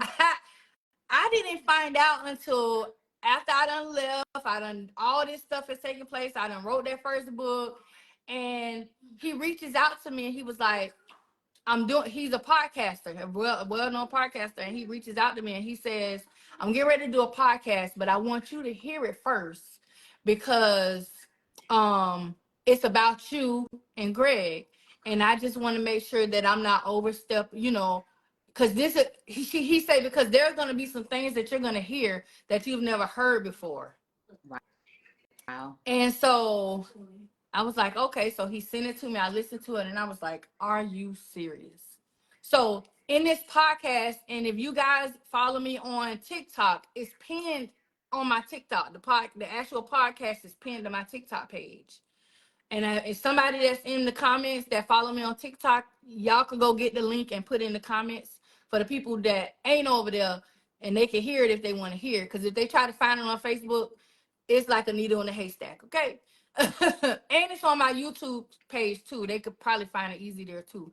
But in this podcast, he says that they're at this way. He talks about how when he turned 18, he uses a fake name. He doesn't use his real name in the podcast, but I know he's talking about him because he already told me ahead of time. And he's in his podcast, he's saying how when he turned 18, he went and got a woman for him to have sex with when he turned 18. The dad? No, Greg. Okay. No, Greg went and got, for the best man, the guy that was the best man in the wedding, he went and got somebody. This is like them growing up as teenagers together. Gotcha. When he turned 18, he was like, Greg went and got some random woman for me to have sex with. And he was like, he basically told the woman, yeah, I'm not finna have sex with you. I'll make sure you get home. He made sure she got home. Like, he's explaining this in the podcast. He fast forwards to a moment when he called him Lewis in the podcast. So he fast forwards and he's like, you know, out of nowhere, he reaches out to me and said, hey, yo, I'm getting married. I want you to be the best man. And he was like, that was kind of weird because, you know, I never felt myself to be like a best friend to him, or, you know, certain little things he's saying, how he feels about him. He was like, he always gave him this uneasy feeling, things like that. But he was like, you know, this is somebody who I do consider like a kind of like a brother. So he agreed to be the best man. Now he fast forwards to talking about we at the church, my wedding. Mm-hmm. He's talking about how they standing up there and they seeing, you know, when the groom and the best man standing up there, they're seeing all the people coming in the church and different things like that. The bride ain't came in yet. And he said all of a sudden, he was like, damn, she fine. Like, he said it loud enough that he think the pastor could have heard him, you know. And he was like, man, you about to get married? Where's you talking about? He's like, man, look at that right there, man. She fine, man. I might have to try to get that. He's wait, no, he wasn't talking about you. No, he talked about, No. to this day, I ain't figured out which one of my cousins he was talking about. Because he had to be talking about one of my relatives, okay? Because the only people that really came to the wedding was a couple of my classmates, my relatives, and his family members, okay? Mm-hmm. So it had to be, I still can't figure out who it was. And in the podcast, he's telling him, man, you about to get married, what you mean? And, you know. And he was like, man, I'm about to get that. You know, he's saying this, standing at the altar. I'm coming down the aisle, and he's saying, she coming down the aisle. He's describing how it's looking with me coming down the aisle. And he said, I look over at him, and he looking at the woman that's sitting down. He's explaining from his point of view what he witnessed. Again, this is stuff that I had never knew about till I'm listening to this podcast.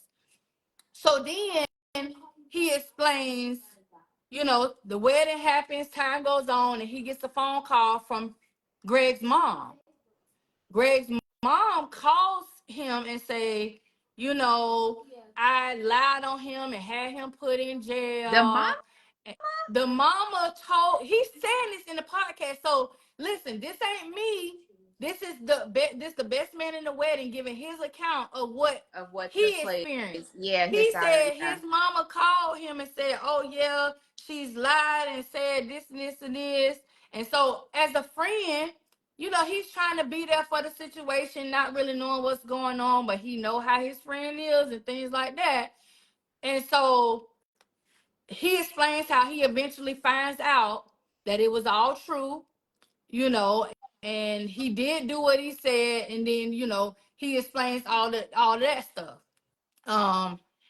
And so yeah, that right that wow. That's a part that, you know, a lot of people, that's why I say it's so many different accounts of this man.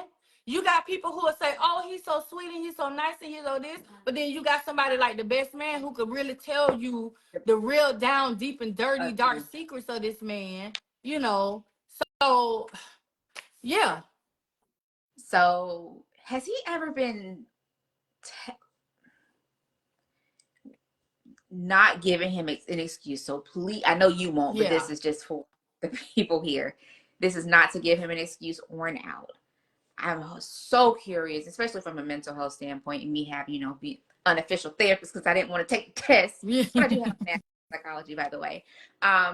did he ever get tested for any type of mental disorder, any personality disorder? Not that I know of.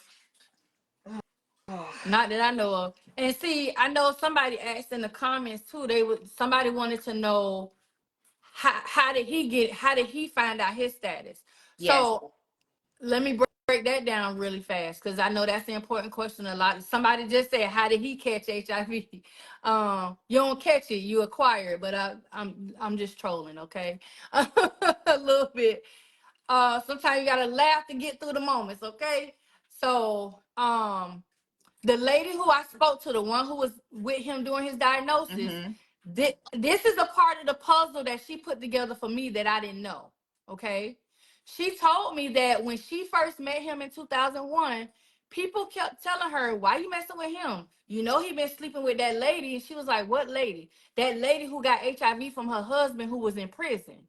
So apparently there was this lady around Spartanburg, who husband had went to prison, got HIV while he was in prison, came home, gave it to the wife, and the wife kind of just ended up sleeping with people.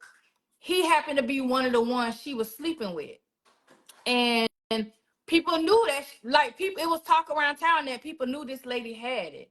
And apparently she didn't know. So when people was telling her, she was like, "Well, I never heard this." And, she didn't know. So eventually she found out it was true. And she actually, I don't remember the lady's name, but I know the lady is now deceased, not because of her having AIDS or anything like that. She was in a tragic car accident, a single car accident. There was actually a news article about it because the lady sent me the article showing me the lady picture, and I was like, wow. I was like, you the first person that um even knew this much information to put all this together for me. And Right.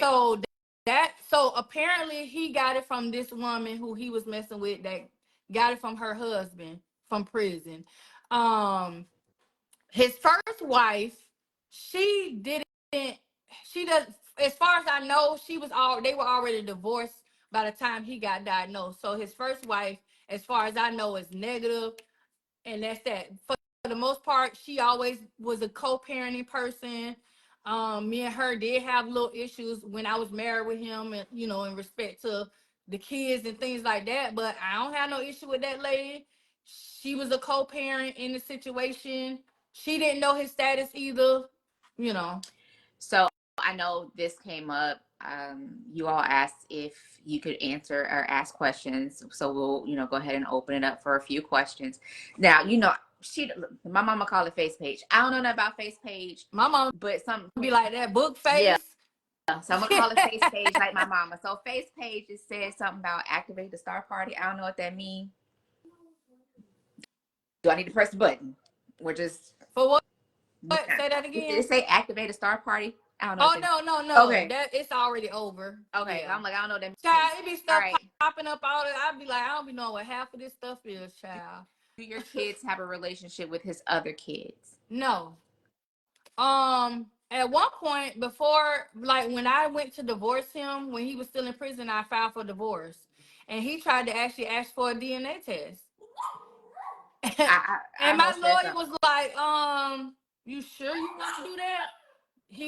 And they was like, well, you got to pay for it. He was like, well, I'm in prison. How am I pay for it? And then that's when he was like, well, he basically said, well, I know they my kids. Yeah, because who else kids they gonna be? Fool, we were in the okay. Okay. I'm gonna be good. I'm gonna be good. Michelle is his spitting image. Michelle look like him, the oldest girl, and his son. How did you meet his mom? How did I Yeah. meet his mom? How Whoo, did you meet this listen, let me tell broadcast? y'all something. Let me tell y'all something that I don't want y'all to ever do. You know how sometimes you might be at these little family events and gatherings and things and shit, and say you got a relative and they with somebody, and then they introduce you to the person they dating family, and then y'all hook up. Don't do it.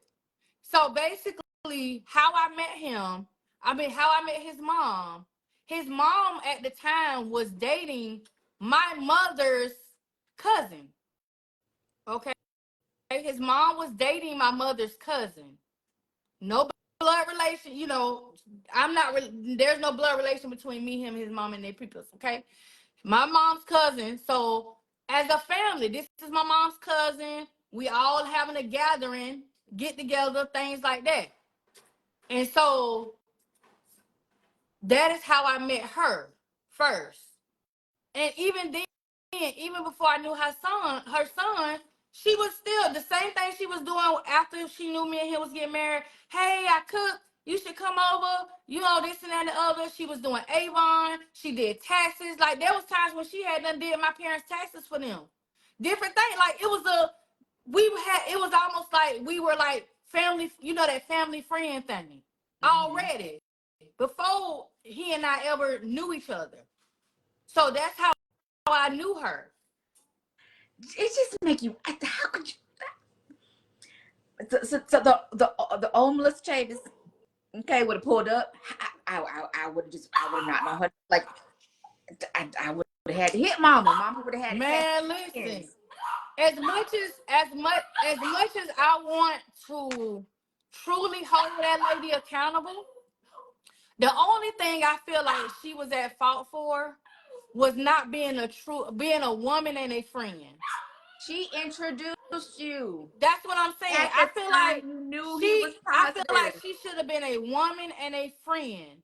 If me and you, me and you are friends, we've been friends a long time. If I know somebody doing some weird crap, listen, you need to make sure you checking XYZ, all this.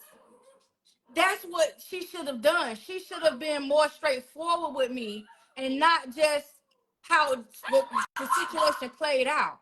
Okay. Yeah, look, yeah, Brittany, it was she the Avon lady. Huh? Yeah, she said not the Avon lady. Yeah, the Avon lady. Not the Avon. Carly, stop. So without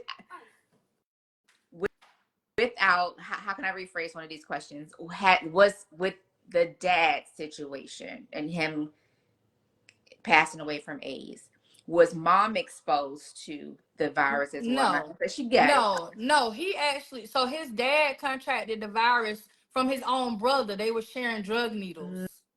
So you know how I always talk about different ways you can contract the virus. You can have it from sexual contact, mother to baby transmission, and drug usage. So they were sharing drug needles, and that's how his dad and his uncle both had the virus. Wow. Mm-hmm. And this is information that I got from his own family, including himself. Gotcha. But okay, so babies are safe, they're negative, right? We're not gonna mention other people's kids, but to speak to your kids specifically, right, they are negative. Right. All right. Let's see. All right. Any other questions before we throw the last couple things in here? That was a lot. Somebody said you wasn't paying attention. It was toxic from the beginning. And you know what, Mustafa? I'm not even gonna sit here and say you right or wrong. Cause honestly, I was young. I was 20 when I met him. I was 22. We got married. I was 24. I had blinders on. I'm thinking I'm doing everything. I'm thinking me. I'm doing everything I'm supposed to do. I done got tested. We ain't have unprotected sex. Like, I'm looking at the way I'm treating the situation. Yeah. You know what I'm saying? I ain't seeing all these other things. I'm not. I'm thinking I done met somebody who, like, I'm with somebody who was my friend for 2 years. So I'm thinking this somebody I could trust. Right. You know what I'm saying? So I get why people feel like, oh, you missed the red flags and the signs. When I look back on it, I see all the red flags. I see all the signs.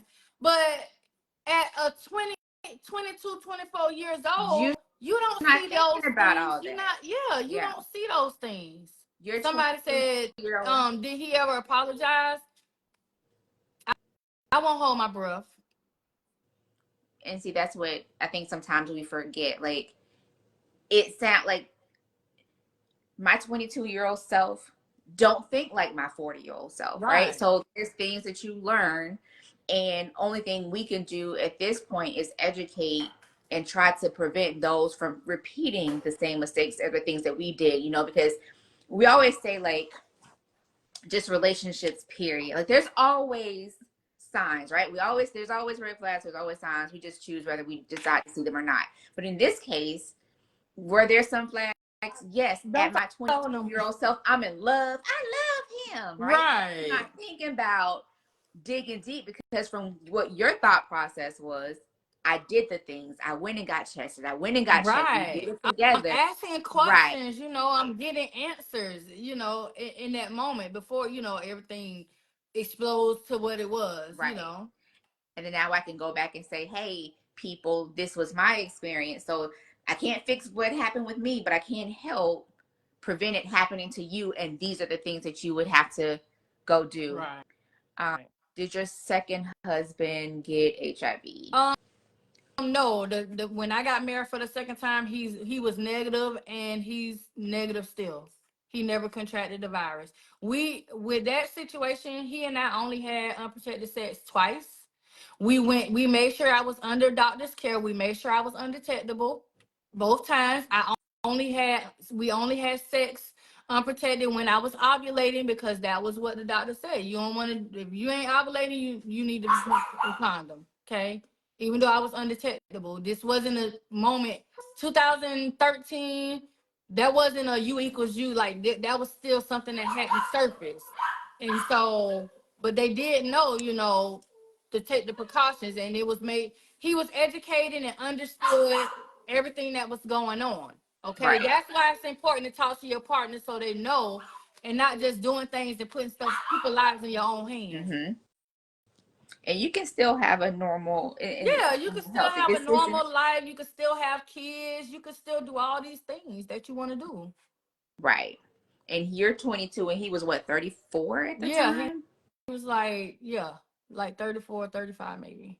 So wait, let me work on my math. So that might have been He was what, right? born in 68. 12, Yeah, it was like a 12, yeah, like 12, 13, somewhere near age somewhere, difference. yeah. See, Because put it this way, when we got married, I was 24 and he was 37. So maybe right. like 30, yeah. Let's see, this person that was even smart as a 24-year-old to think get tested before protected. Yeah, and see, and I just remember, like, and I can't speak for you, but I can speak for me and others. I just say we didn't talk about sex. Right. We didn't, it was wait till you get married, wait till you get married. Now we're being more vocal about it. Now you have social media, you have internet. Heck, AOL didn't come about till like what, high school? Right. Right. Yeah. So that wasn't a topic of conversation. It was wait, you get married or you get pregnant before you turn 18. I'm putting you out, Right. right? So those And you're gonna stand in conversations, front of the church and tell them you sorry. right. Those conversations didn't really happen like that, specifically in our community. And then also, I remember I was scared to tell my mom I had my period. Like, I thought I was gonna get the brakes beat off me because I thought I pooped my pants. But in fact, I Right. started my cycle. So it's just like those conversations aren't had. So in that space. Now it's a little bit different. You teach your kids about good touch, bad touch, and all of the things that come with that. Yeah. But that back then, that wasn't. It was so taboo to even have those conversations. So Right. you didn't think to do that. I think your transparency in the. Oh, thank you for your transparency. Oh, Absolutely. thank you. It's Leandra. Oh, Leandre. Is that look like a man? So I don't want to put an A on the end of it. Do we Let's have any see. other questions? Oh, I know. Okay, so hey Dawn, my boo Dawn. So Dawn is another advocate also. She wants me to talk about what was it, Dawn? Let me scroll back up. Cause I saw it, child. She wants me to talk about the importance of girl, where it said y'all type a lot. Look, Don, repost the Oh, here you question. go. I see it. Okay. She said, talk about how we as women need to be in charge of our own health. Okay, so ladies, listen.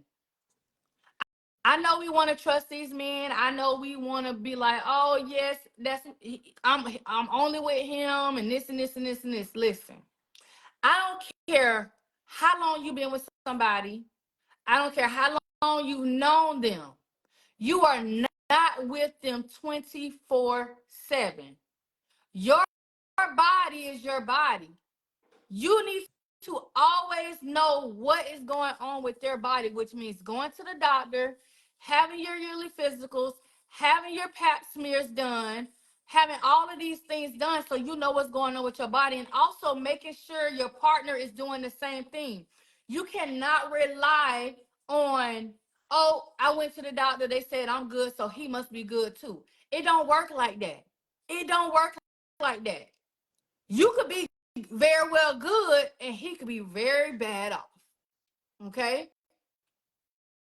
So you got to take accountability. I know I've seen people talking about it even with this situation. You know, where's people's accountability of having unprotected sex and things like that? Listen, things happen. We're all adults. But at the end of the day, your health is your priority.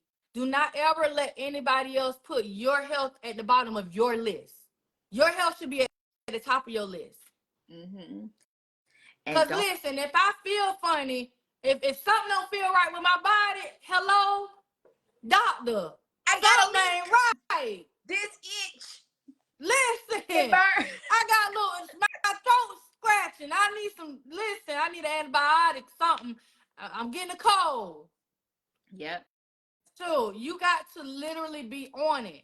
Stop relying on other people to determine your health status. And I'm going to tell you something. Marriage means nothing. Yeah.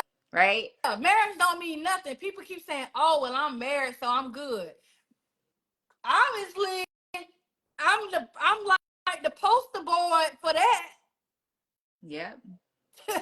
And I can tell you, even because now, you look married don't mean you good. You know, it don't married me slide in the inbox or the text message to be like, I know, but hey, child, what's up, your wife?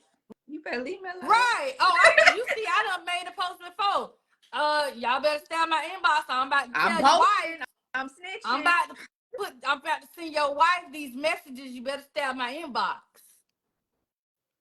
And she trust and believe she will do it.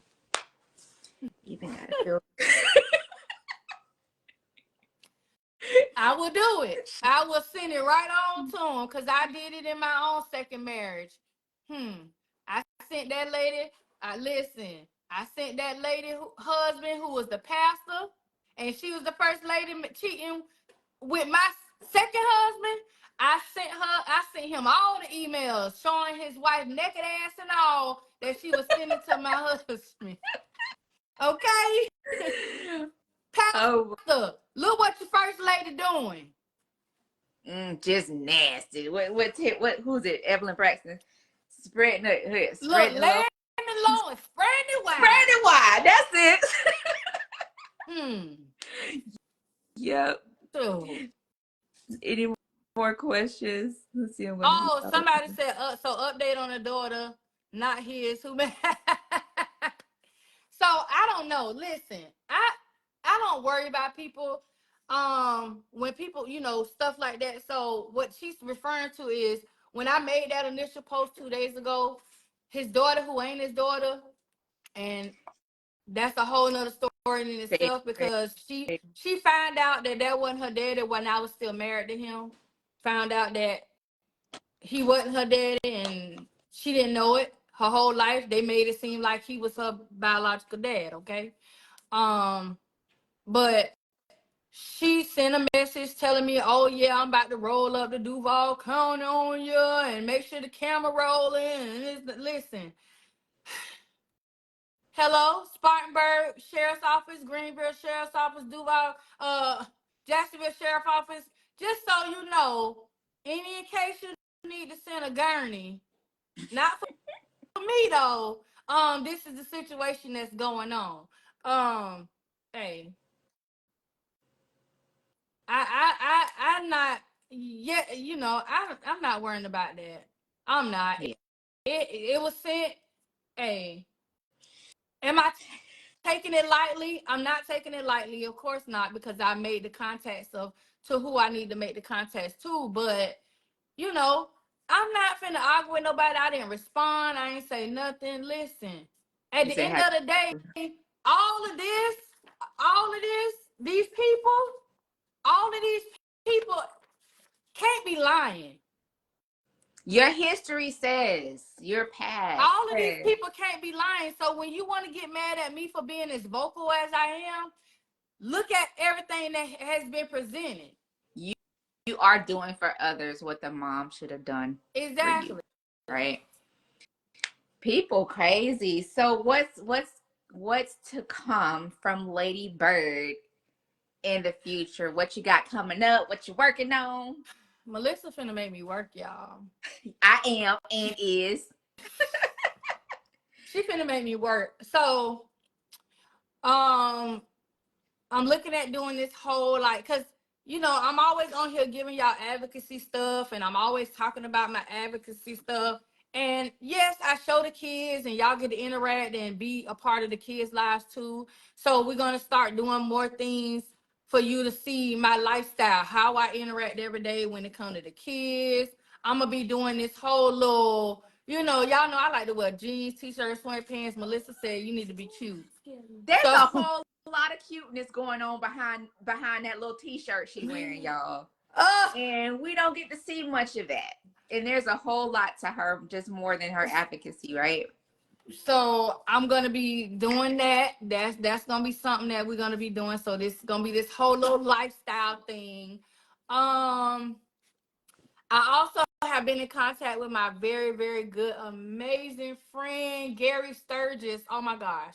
So Gary Sturgis is the actor. If y'all remember in the movie, in the Tyler Perry movie, Diary of a Mad Black Woman. He is the guy who was the husband's um he was the guy who the husband had as a client when he was a lawyer, the one who put him in the wheelchair in the courtroom Mm-hmm. in Diary of a Mad Black Woman. So that's him. His name is Gary Sturgis. I've been in contact with him, so we've been discussing him helping me to get this movie script together. So that's what we've been working on because everybody keeps asking me this. That everybody keeps saying this need to be a movie. This a whole movie, you know. It's a movie And series. and I've known Gary Sturgis for a long time. And ever since I met him, he's been the person who I said I wanted to do this. I only trust him with doing this.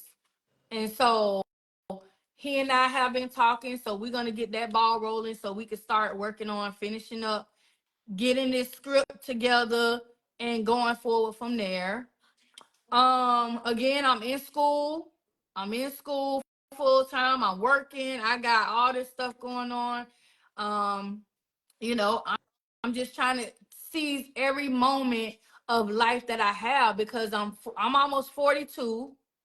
So anytime opportunities come, whether it's to travel somewhere, to meet new people, I'm trying to do it because life I'm not gonna be here forever.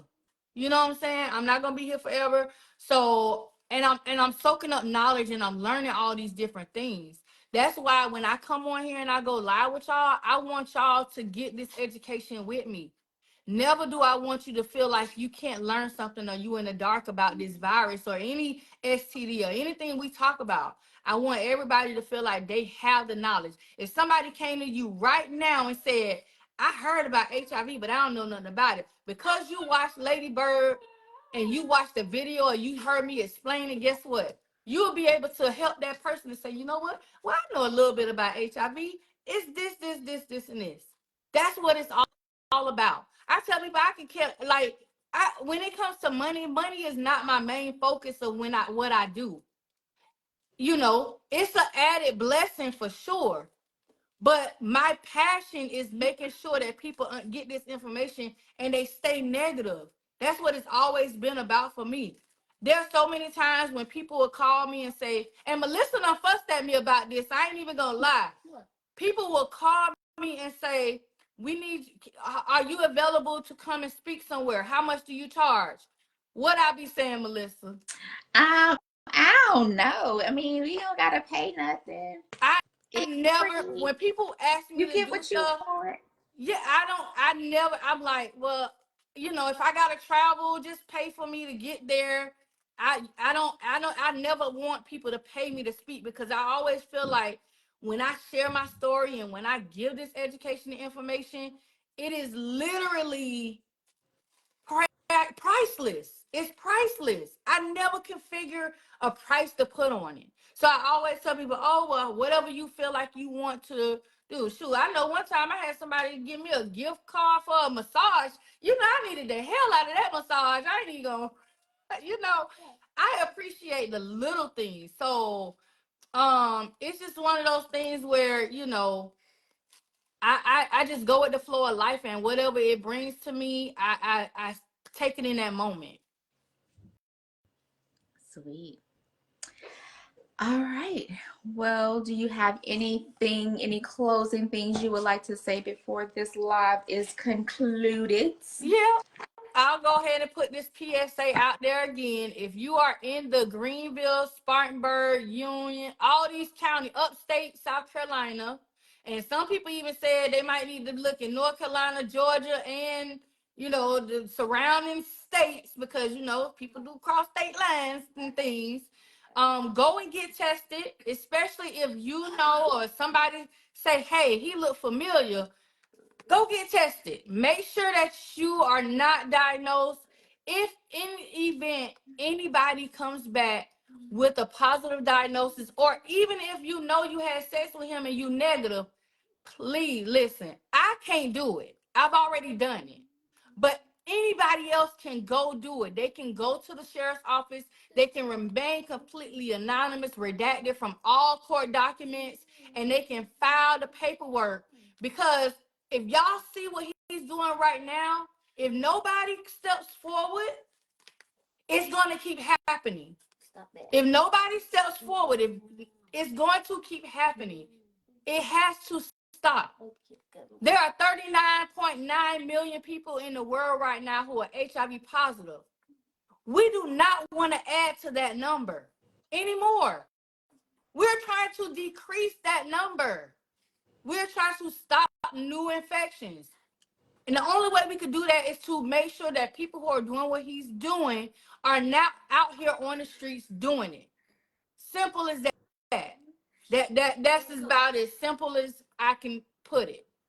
So two things. One, if somebody he's come in contact with who has slept with him, but is still technically negative, can they still report? I definitely would go and file a report. Yes, you can still go and file a police report, because at this point, he is a known convicted felon for the crime of not disclosing his status to others and exposing them to the HIV virus. So with that being said, if you have slept with him, even if you negative, that means you were exposed unbeknownst to you. He didn't tell you. That's a crime. Okay. And then the last thing, if I want to go get your, well, I already have someone after me, but for somebody who does not have a copy of your book, where can I get your book copies? And there's multiple, it's not just one. Yeah. So where can I get the book? So I do have 3 books, and Melissa fussed at me about this too, because I am so bad at promoting my own stuff. Y'all, I never talk about my books that much. But I have 3 books. The first book is my autobiography, Married But It Can Happen. I have copies of that book. So, and I recently had a couple people that ordered some. I just mailed a couple books out today.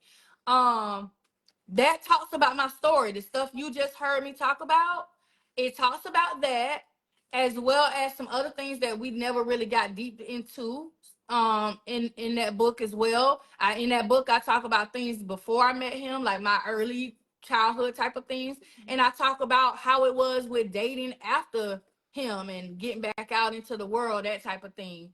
The second book is called HIV Around Me.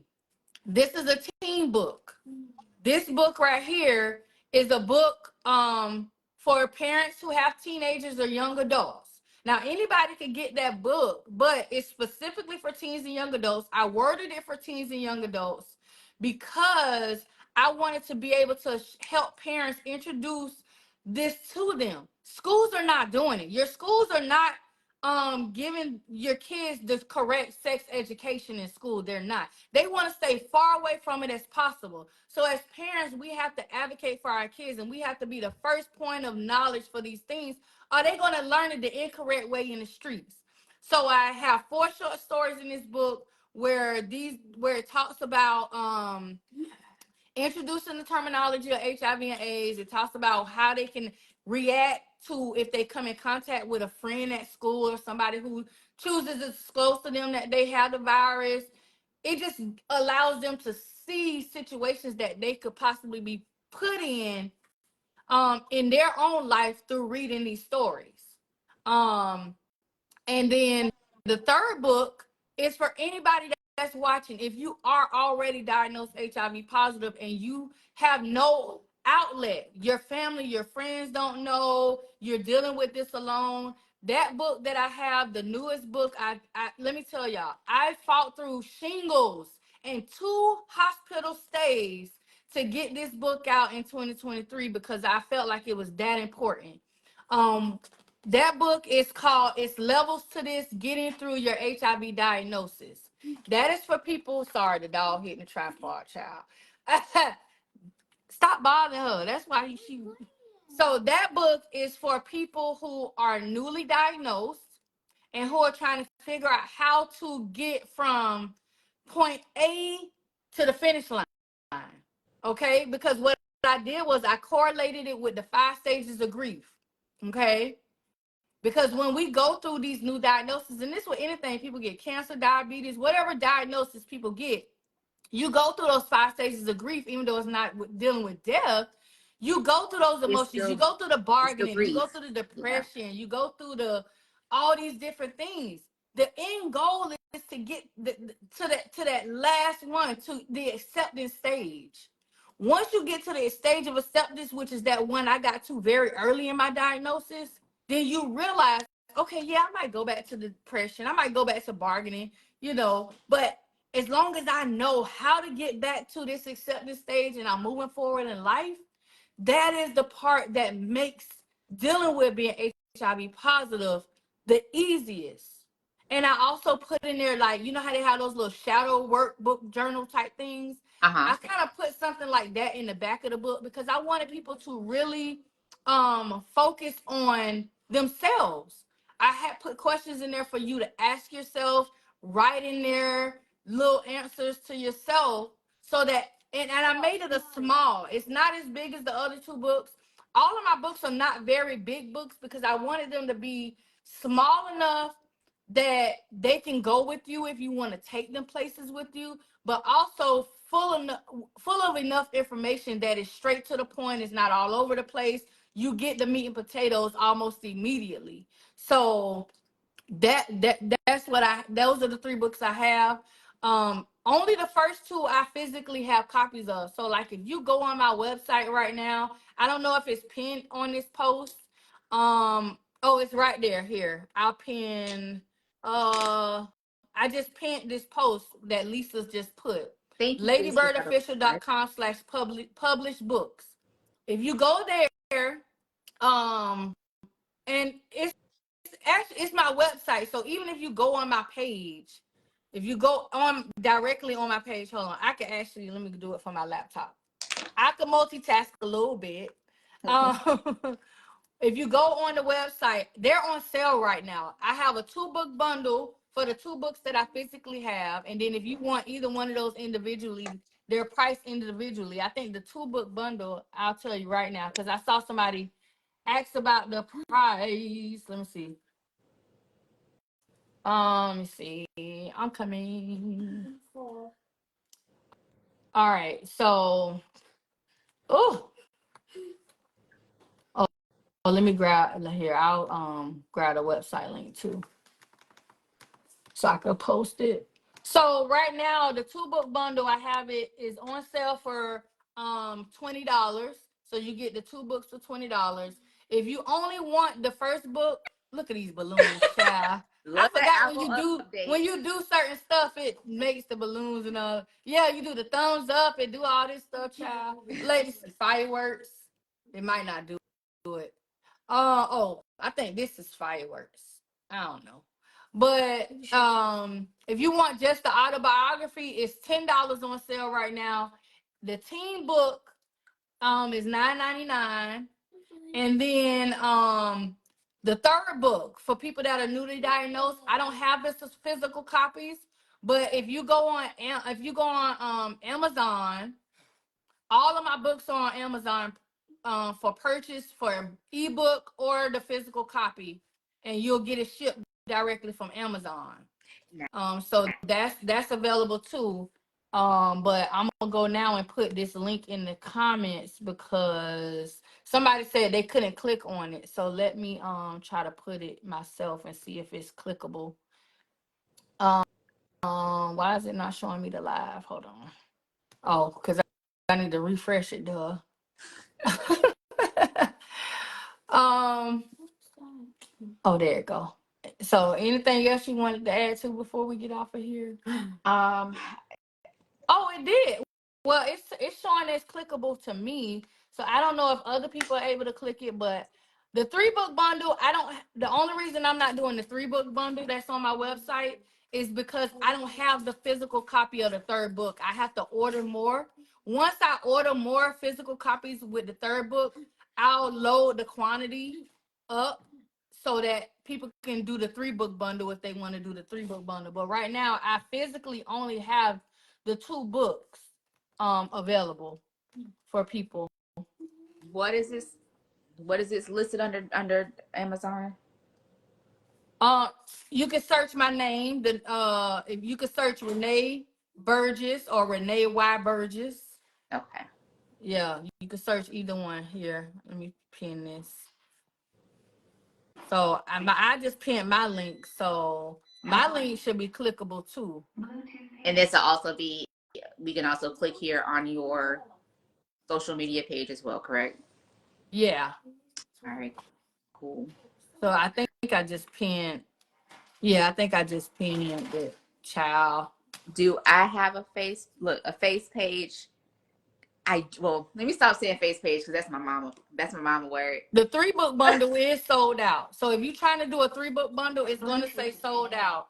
But the 2-book bundle or the individual books are available.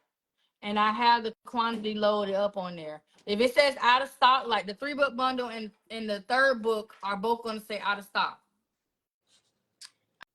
Yes, I do. It's just my name, Melissa Chavis. I think it is what it's under. Oh, yeah. We gonna be on her this year, y'all. She is gonna do some major things. If you haven't already, make sure we save the website because some new things will be coming to the website as well. We're working on. Yeah, I need to update it. It's a little seasoned now. I need to update it a little bit. Good stuff from And LadyByrd. I can't really see who all sent stars, but so anybody who did send stars, I appreciate that too. Because I just saw one pop up. But yeah. I will say this though. I like how you did tie it to grief because I mean honestly it is grief, right? You're grieving the previous life that you had, the life that you knew, and then now you're having to rebirth and re-experience things kind of like in a new space from having to go from this to that. That's major. And look, you still cute, boo. Girl, because look, I tell people all the time, them first 10 years of doing this, I didn't know like all I knew was I was LadyByrd. I lost Renee. Like literally, Renee was like, Renee? Who the hell is Renee? That's your grieving, right? And you rebirth as LadyByrd. Beautiful. Okay. Yeah, it was like, who's Renee? So that's when I you know how sometimes I'll be like, all right, I'm taking me a break. And so I took about a year break, and I had to find Renee again. I had to find me because I lost who I was. For them 10 years, all I did was eat, breathe, sleep, awareness. I didn't what I wanted to do with life. I didn't know where I was going, what I was doing, nothing. I was just here. Yeah. So I had to find me again. And then once I found me, I was like, my mom, look, it's a little joke, but my mom was like, you kind of like one of the most cold-hearted people I ever met. Because I'm so unfiltered. Of course, the older I get, I learn to control my tone, and I learn to not be so argumentative, and I don't let too much stuff get to me now. But man, Melissa be like, you in Facebook jail again? Yeah, child. I'm in Facebook jail again, Between that My and then my bad. messages growing up, I'm like, I know it's not my social media. I know it's Renee. What has she done now? What? Yeah, Melissa call my phone and text me. What are you doing? What did you do? I'm like, all these notifications. I'm like, I know it's not my notification. My last name is Chavis, CHAV like Victor IS. That's my last Look, name. my mama talking about the name your parents gave you. Hey, yeah, mama. Nana watching. Talking about the name your parents gave you. They was trying to name me April. Don't name me no April. Talking about, well, you was born in April, so we was gonna name you April. Don't do that. No. They want. Melissa's last name is Chavis, CHAVIS. Your mama funny. She a trip child. Well, thank you so much, Renee, for. Why is this girl finna climb my wall? What is you doing, Malibu? Hello? I'm gonna have you. We can see you. She finna be scrubbing the baseboards in a minute. Magic eraser, Mr. Clean Magic Eraser about to come in her hand. Cause what are you gonna do? If I climb, can I clean? No. If you're not climb, finna. we used to do. I used to do that in the hallway at my grandma's house. Look, she been trying to see y'all all night. Okay, Melissa they see you. Say hi. She was trying to hit the phone with Nana. They go Nana. Before she Nana watching you cut. Look, her and my mama be on FaceTime every night for bed. That's so funny. Look, they always. Oh, she she pays attention. She loves the camera and be on FaceTime. Yeah. Somebody, I used to want a dog, but I'm allergic for one. Two. Well, she hyperallergenic. Well, two. So she's the dog. If you have allergies to like other dogs, like the short hair dogs, this is the kind of dog you want because she's hyperallergenic. So two is gonna have to wear a diaper all day because I'm not clean. Not all day, but it ain't gonna help with the poop. They still can poop from the diaper.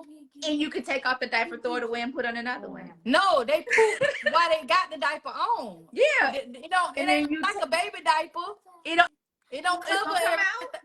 Huh? Does it come out the diaper? No, it's a hole for the tail and for them to poop. The diaper only catch pee. The diaper only catches the pee, girl. No, see, I'm not. Look, Miley gonna show you. See, it's got a hole for you. Yeah. Nope. I needed to stay in the diaper so I could take it off. Melissa is not HIV positive, y'all. She is my friend. We've known each other since like 9th grade in high school. She is negative, y'all. Can we show them her rollover? She's what Carly is? A Bichon poodle. That's what she called, a Bichon poodle. She's cute though. Somebody let their dog poop in my yard. I came home this morning after work and bringing the garbage cans in, and somebody's dog done pooped all in the front of me. I'm like, oh God, I don't even have a dog.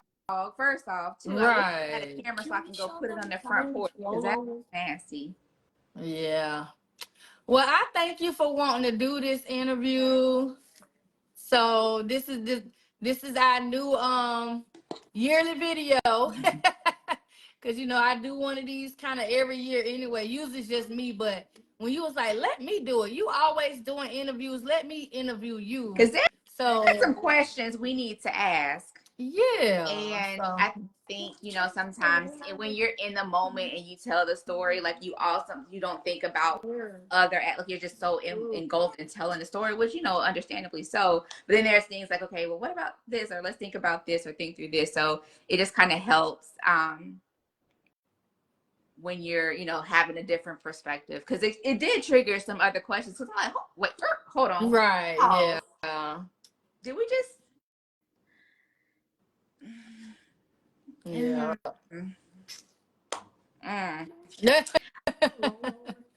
Look, I mean, be trying because they be. Yeah.